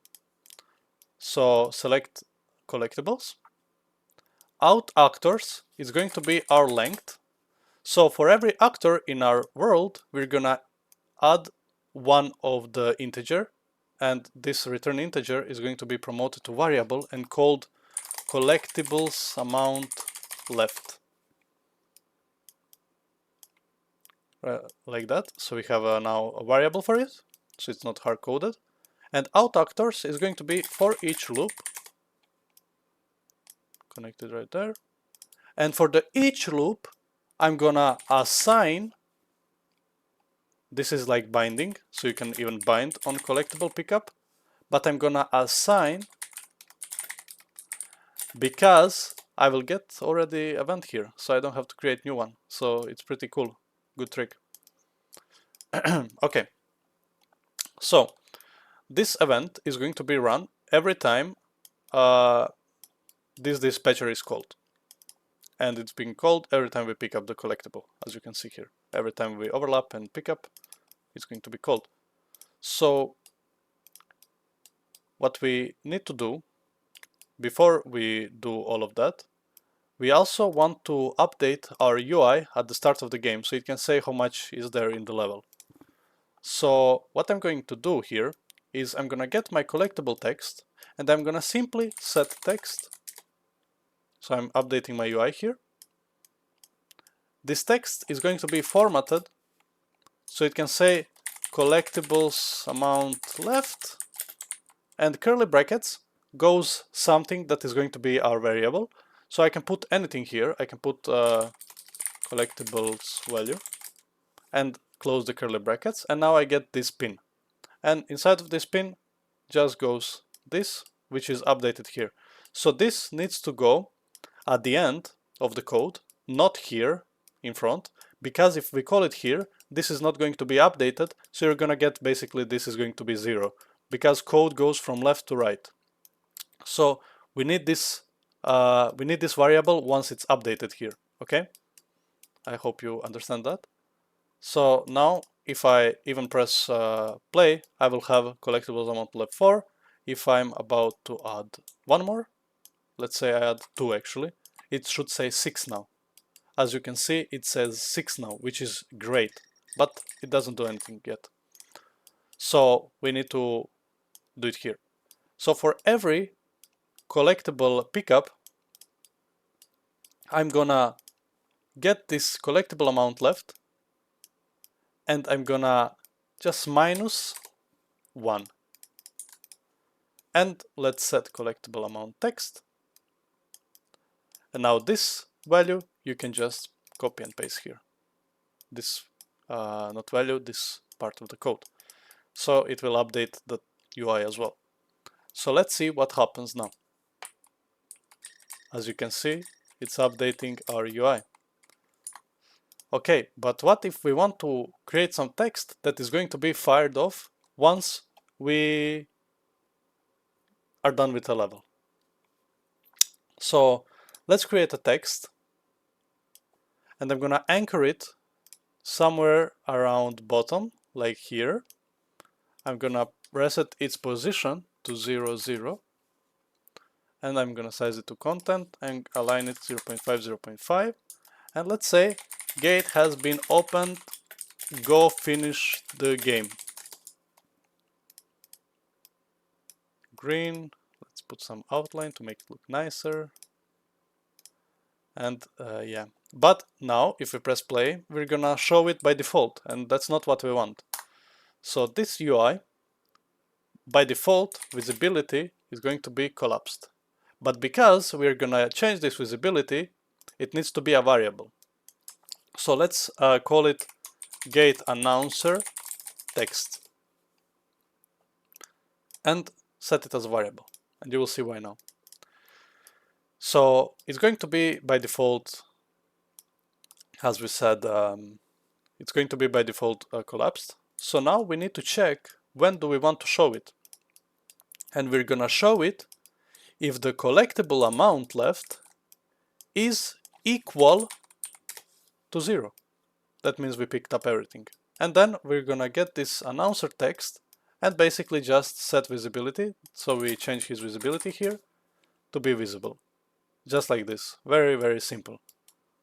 And we can move this stuff up so it's not bothering us here. And now this will work. So it's gonna check every time we pick up this collectible, it's going to check if this is true. So let's go ahead. As you can see, we don't have this text anymore. If I collect all, it says gate has been opened, go finish the game, but gate has not been opened.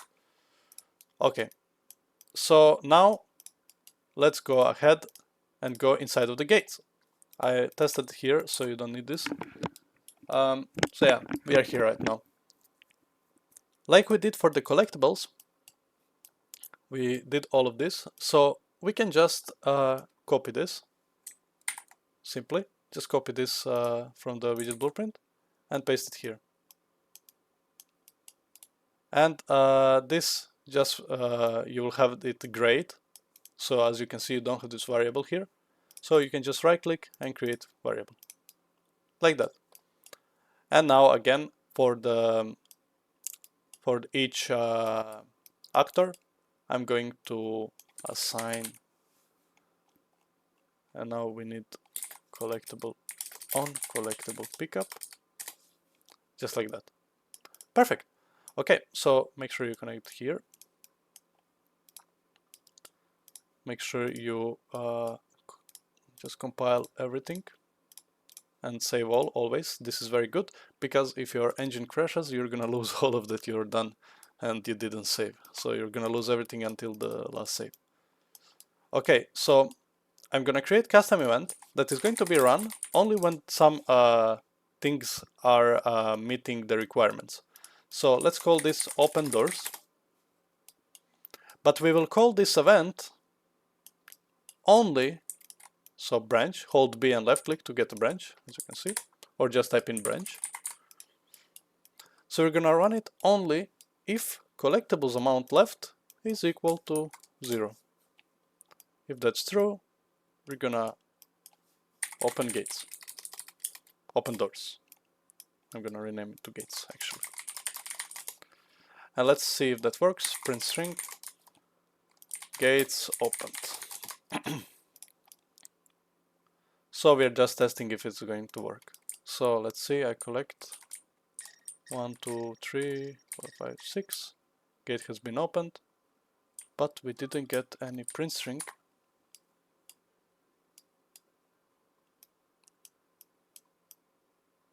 Let's see just what is happening there. So let's actually print string here.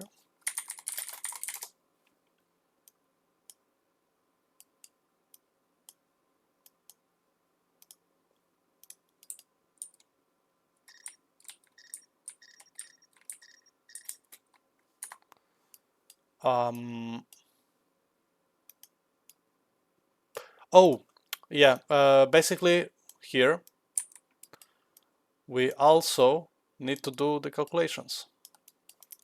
So the same we did here. So we can just copy this, and pull it right here. So it gets updated as well. Because it was just giving us 6 and it didn't take it out, and we need to do calculations here as well. Okay, so now it should work. 1, 2, 3, 4, 5, 6, gates open. Perfect. Okay, so it works now. So this is the code. Perfect. Gate opened. So here in the gate opened, open gates, custom event, we need to set up the event that's basically going to open our doors. So let's create a timeline. We used timeline for the animations in the first tutorial when we were creating a platformer. So let's make it like that, and we're basically going to get this cube. This is our gates, so we can rename it to gates. I rename it by F2 and then I can rename. And we're gonna set relative location, because, why is that? Well, because I want to pull it into update. I want to move the doors like this, and I don't want to rotate them. I want to move them down. So to move them down, I would need something like, let's say 180 on the z-axis. So 180 on the z-axis. This new location is going to split struct pin. So minus 80 here I need. So here from the gates I will get relative location. And why we are getting relative and not a world? Well, we said this. It's basically so you can put doors wherever you want and it's going to work every single time. And it's not hard coded to the location on the world. So relative location X goes into new location X. Relative location Y goes into new location Y. And the Z, that goes inside of our timeline. So let's create flow truck, call it alpha. So hold shift, left click, hold shift, left click, and now we have two keyframes. So time is going to be 0, 0 on the first one. Make sure it's a 0. And on the second one, it's going to be how much time you want the doors to be animated. So the smaller time, the faster the doors. I'm gonna set time to 3. So it has 3 seconds to go from 0 to minus 180, and make sure this length also matches this time. So it's 3. And now if we select both of these, like this, we can right click and make auto. This will just make the curve a lot smoother, as you can see. Okay, so this alpha now is representing our Z. Perfect. Also, I want to do this only once. And this should open the gates. So let's see if that works now. I collect. And my gates are opening. Let's see if it's going to be enough. No, so we just need to increase it. Let's say it goes minus 300 or even minus 400, doesn't matter. Let's just make it to go beyond the floor. Now it's going to be a little bit faster. And as you can see, the doors have opened. So gate has been opened. Go finish the game. And here we will set the game finisher. Okay, so let's create a game finish. Here we are just going to create some cube. Let's get place actor. You can always place actors panel here so you have easier time. So just click this. And this cube is going to go on the floor. And once player goes on this cube, it's going to register as the game is won.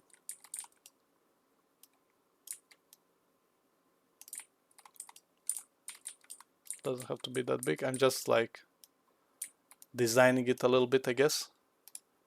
And set basic as a 3. And this is going to be our basically win con when we cross on it. So now you can put like something like flag here for your player or something, but yeah.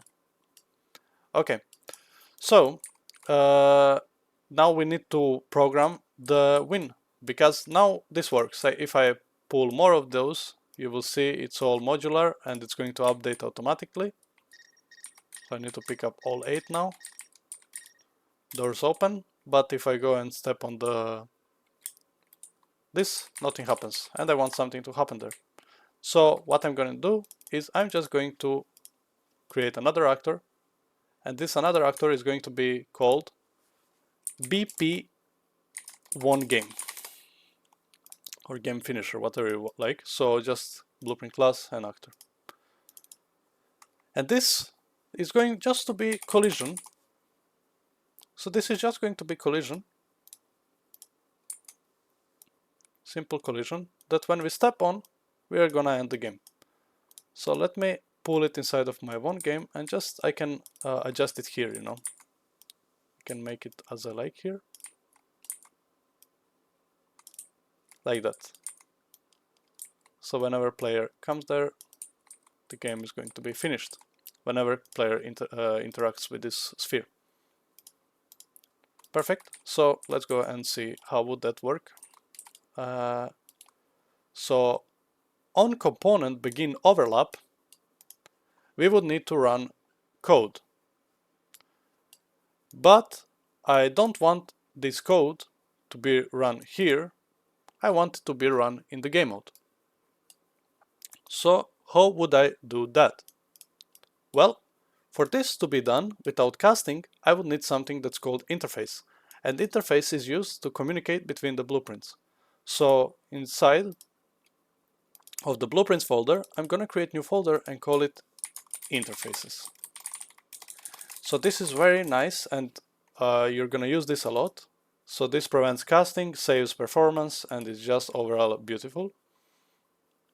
So right click blueprint interface and call it BPI, stands for blueprint interface. And let's say games events, BPI game events, for example.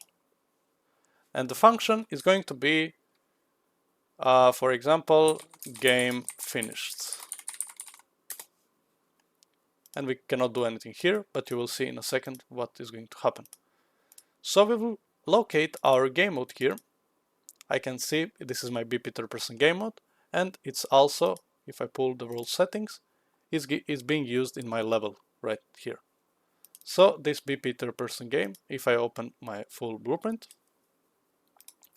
I can add the class settings, and I can implement this BP game event, and now I have the interface because of that. So it's implemented here.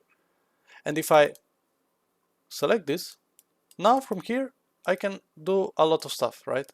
I can create a widget, I can end the game, I can reset the game with this event.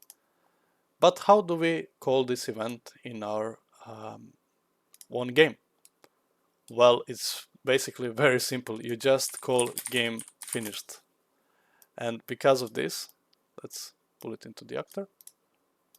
Because of this, we're gonna call this event inside of our game mode, and let's test if that works. It's going to say game 1. And this happens only once. So this is going to be happening only once. So do once. We only want to finish the game once, right? So let's collect all of these balls here.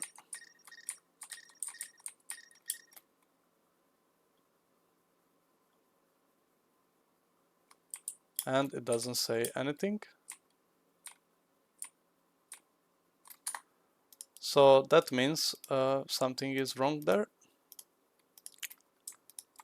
And maybe the target is going to be get game mode. Let's see how would that work.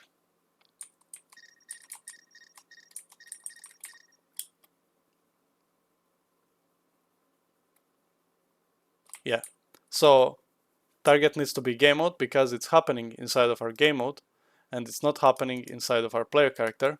So the target is game mode. Okay, so now from the game mode we need to code the game ending. So for that we will need another UI. So go to your content folder and another user interface widget blueprint, and let's call it widget blueprint game 1. Open it up. Let's add simple canvas and let's add border, and let's stretch it to the whole screen, and we do it by setting all offsets to 0. And brush color is going to be something gray for me. And I can get this text in the canvas panel, size it to content, and anchor it to the top, like here. position X 0, position Y 0, alignment 0.5, 0.5, and let's say here game 1. And I can increase obviously the font. And here I'm gonna create basic button. I'm gonna set it to canvas panel. Inside of it, I'm gonna put some text. Let me increase the button size, and I will anchor it to the mid. And this can be also a little bit more down. And the button is going to be anchored just to the mid, like this, and 0, 0, align is 0.5, 0.5. That's basically it. Outline size is going to be 2, so it looks a bit nicer. And let's say continue. But this button can do whatever. It can go, if it can drag player back to the main menu, it can quit the game, it can restart the level, it can open the new level. It's all up to you. But for me, it's going to be continue button. And make sure it's set to variable, so you can see this event here now, because it's variable. And on pressed, I will just simply open the level again, because I have nothing else in this project. So third person map. Make sure it matches the capital letters as well, because it won't work. So it needs to be exactly the same. Like that. And my widget is done. This widget is done. Looks good. So now when I overlap, I need to go to my game mode. And instead of this print string, I'm gonna create a widget. So I want to put this widget game on the screen. So I create a widget, game 1, and I add to viewport. And after that, as well, I want to get my player controller. And do you know why?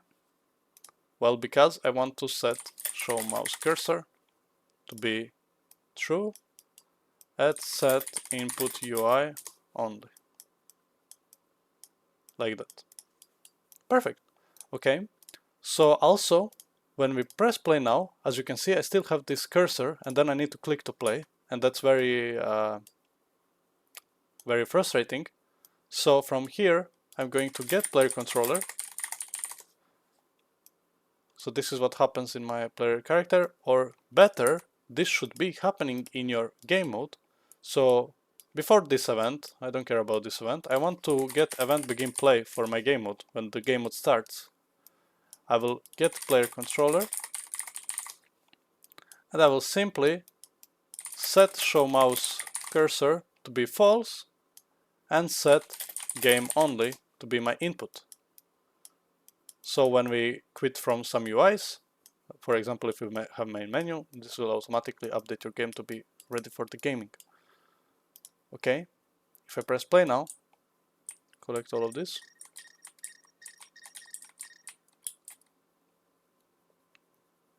And I jump. Game 1. Continue. Level resets. So, thank you guys for watching another game. I hope you learned something. I really tried to use most clean code that I could possibly get without making it hard for you to understand.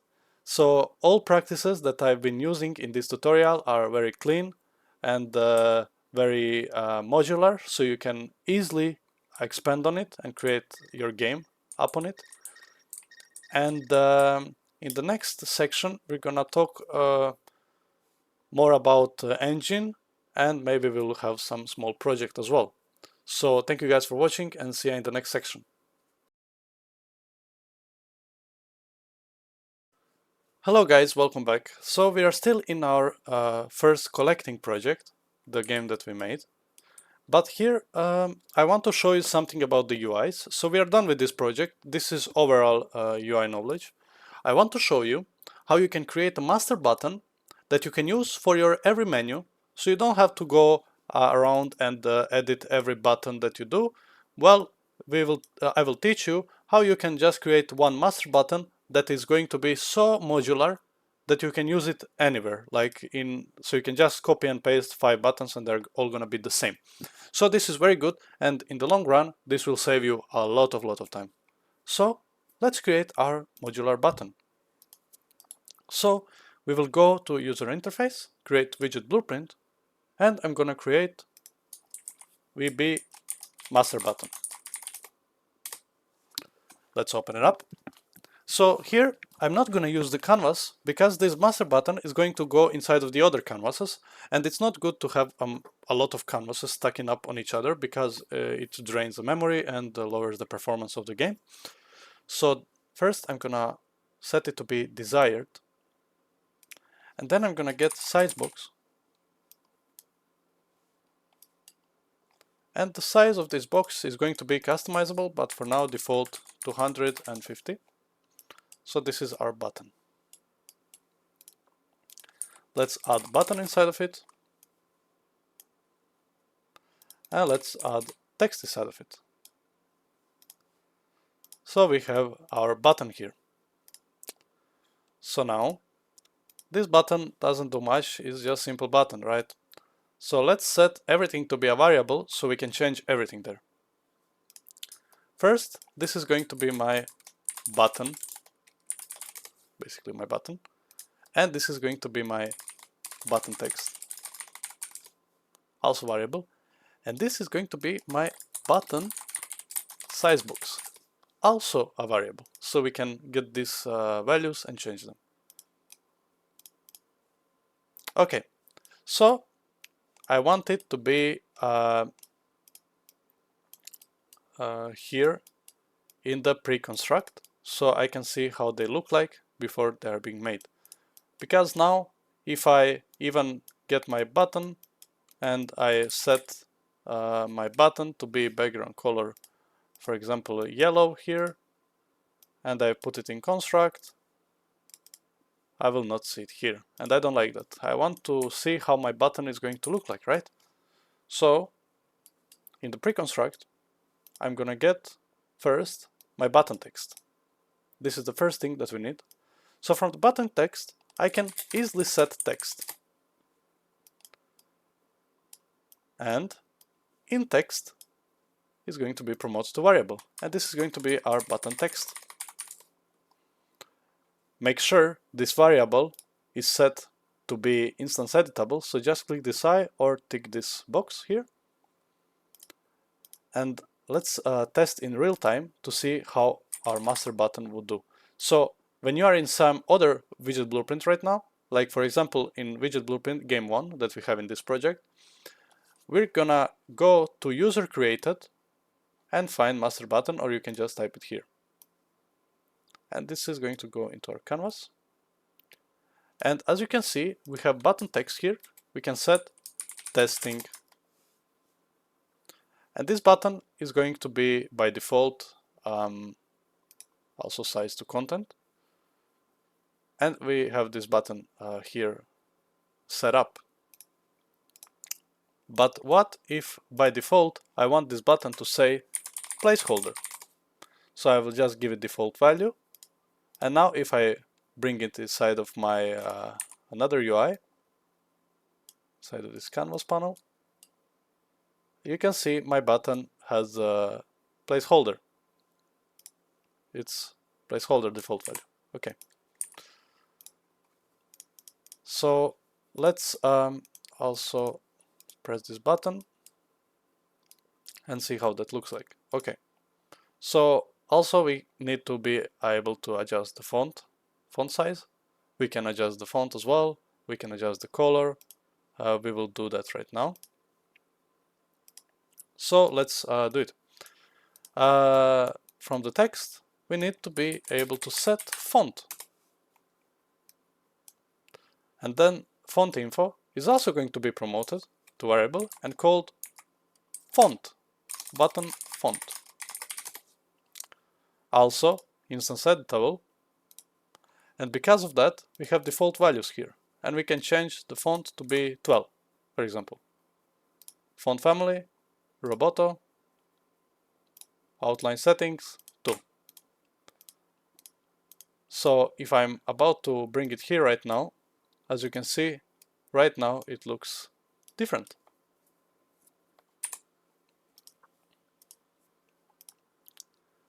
That's good. So let's see how we can adjust it even more. So we have the font and text being modular right now, but what about size of the button? So we can get our button size box and we can get these two values.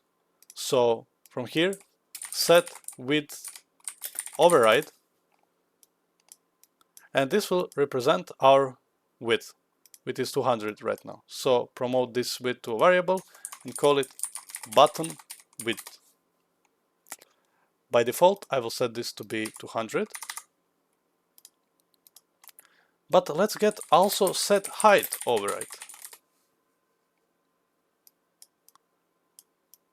So here I'm going to promote to variable and let's call it button height. By default, it's going to be 50, but it's going to be modular.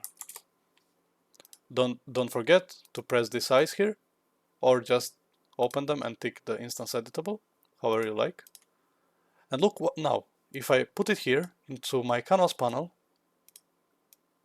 I can decide the size of it. And this needs to be size to content, right? Because if it's not, then it's not going to be like we want it, like here, 300. Okay, but I don't like these letters, they're too small.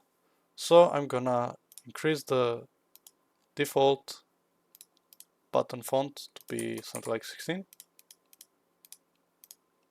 And it's much nicer. But of course you can edit this as you like, 500 and 100 for example, 50. You can really do whatever you like. Also, it's going to be bold by default. So yeah, you can edit this button how you like. Basically, that's why we created this system. So yeah, okay. Now, that's not it. What we want to edit more is maybe button background color, right?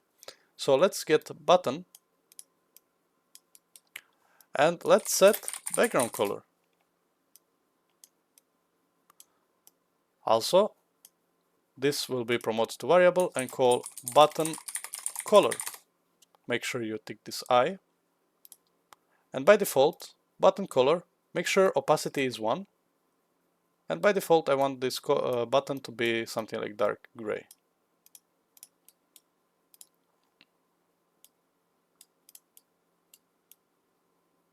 Perfect. But what if I want, for example, set font material? Not material, sorry. If I want to set my font color, for that, I would need to get my text here. And I will just set my text color and opacity because that's what changes it. So I will just, from the text, I would set color and opacity, and I would pull it somewhere right there. And this in color and opacity is going to be promoted to variable and call button text color. Also make sure it's an I. And now button text color will be by default, we can put to be even red if we like. So let's see how our button looks like now by default. If I pull it by default here and size it to content, this is what our button is going to look like every time we bring it. Okay, so this button is really cool, right? But how can we make this button call something that we like? Because now, if I put this button here, you can see this button doesn't do anything. There is no events on click, on press, nothing. Well, for that we're gonna use event dispatchers again. So here if we select the button and we go on clicked, we can create event dispatcher. Let's call this event dispatcher on clicked event. So as you can see, we have on clicked for this button by default event, but let's connect this on clicked event to be call. So every time we click, we're gonna call on clicked event. But how do we use that now? Well, go to the canvas panel, size it to content, and if it's a variable now, you will see on clicked event, and you can just do whatever you like here. For example, print string hello. And if I go now and let me just play this game.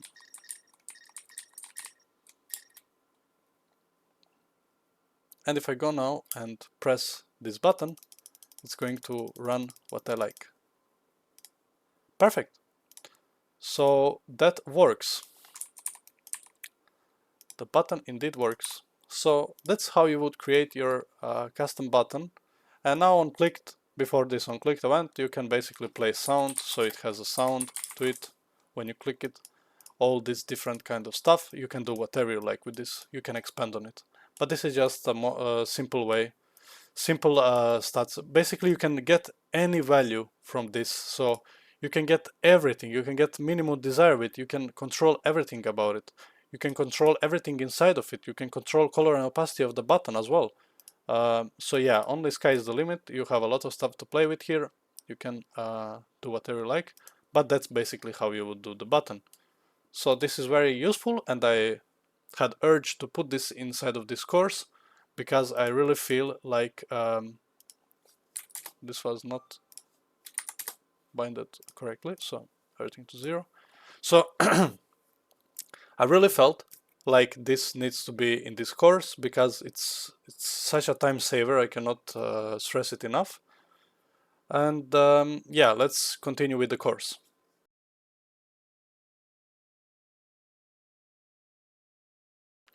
So we created all of these games, but we never actually managed to package one and play it from our desktop.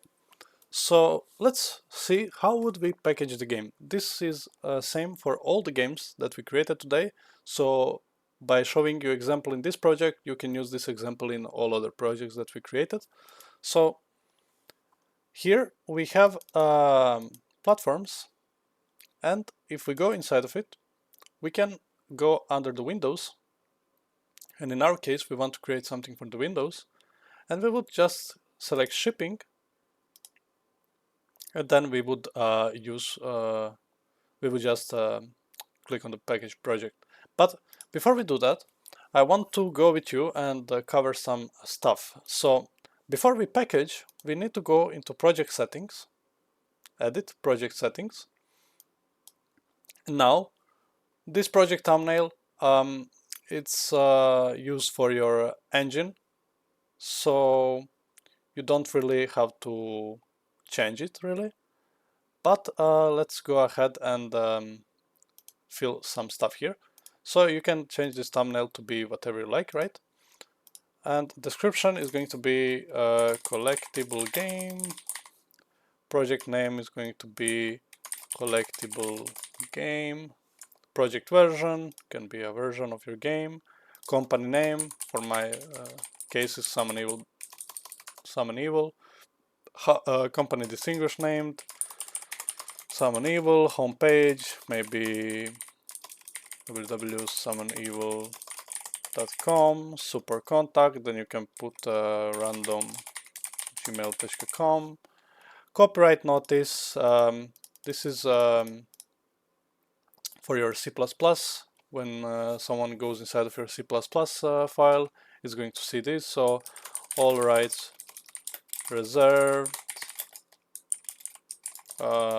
Summon Evil 2024, something like this. So you can get your licensing terms, privacy policy, and project display title is something that you're gonna see if your project is windowed. So it's going to be collectible game, and the debug title is for the editor as well. So collectible game debug. Should window preserve aspect ratio? Now you can do all of this kind of stuff here. You can customize it. Do you want your game to be able to be played in the minimized screen, or you want your game to be played only in the full screen? Well, this all depends on you, so you can really play with this. So encryption, not needed. Gameplay tags, you don't need to do anything here. Maps and modes, here you would, if you had the main menu, like we did in the game before. In the game before, we did create a main menu, so in the clicker. So for the game default map, we would set main menu there, right? So it loads the main menu. But here we don't have it, so we're gonna keep it like that. This is the default game instance. So if we have another game instance, we edit it here. Default game mode doesn't matter right now. This is only when you create new levels, so it will pull this game mode inside of it. Movies. Here you can add some movies, so you can make movies to be unskippable, so the player needs to complete them. And then you would just add element and add your movie here, so the movie would play before the game. Then we have a packaging. Here everything is fine. Supported platforms. If we don't want it to be for everything, we just need Windows, right? So we will just click on the Windows. And optimize settings. Well, this is best to be kept on maximum because scalable looks very bad and maximum looks very nice. So I will keep it on maximum. This is nothing.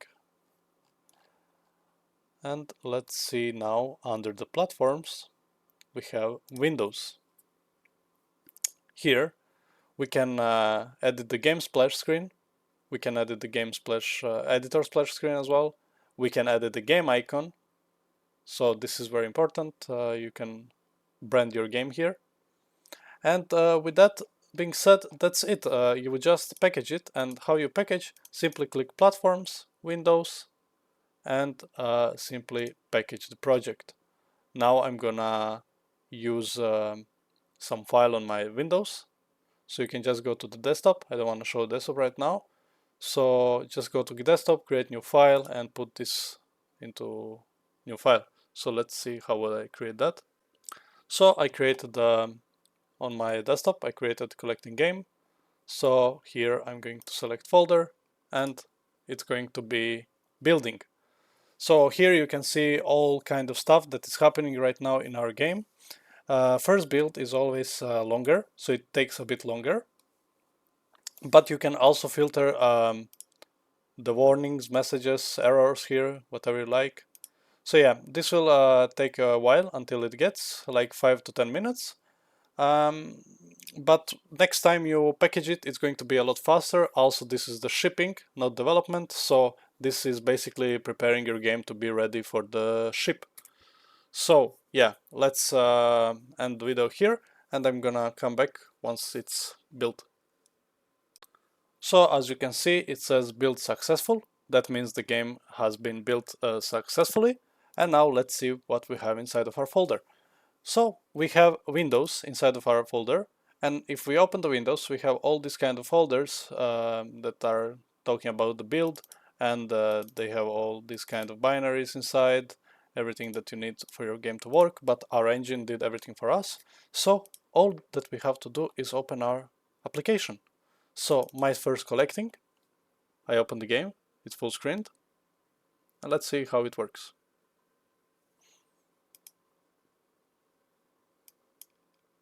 So it will take a little bit of time to load, but once it's loaded, as you can see, I have my game here. I'm collecting stuff. And now I will just simply go and finish the game. Game 1, continue, and it restarts the level as we made. And that works perfectly. So that's your game. You built the game, you shipped it, and now you have your game that you can send to your friends and flex on them how you can create the games. So yeah, I decided this tutorial is going to be only this long, and we are going to be finishing here. It's been like 5 hours or something, and I'm pretty fine with this. I'm pretty happy with the results. I hope you learned something, and in the future you can expect more videos like this. I just wanted to test if I can endure 5 hours of recording this, and yeah, I'm pretty happy with the results. I think I added a lot of stuff here. Maybe I went somewhere too fast, I don't know. I'm sorry if I did. But yeah, I'm trying to improve, and every new video is going to be even bigger improvement, right? So thank you guys for watching. I hope you enjoyed the series. If you want to grab these project files, you can grab them on my Patreon. And yeah, I'm really happy this being done. And if I helped you, you can post comments, let me know about it. You can join my Discord. And yeah, this is where we end, and you can scroll my YouTube channel and find a lot of more videos, and a lot of stuff are gonna be very similar to you if you finished all of these games, right? And yeah, enjoy the game development. See ya.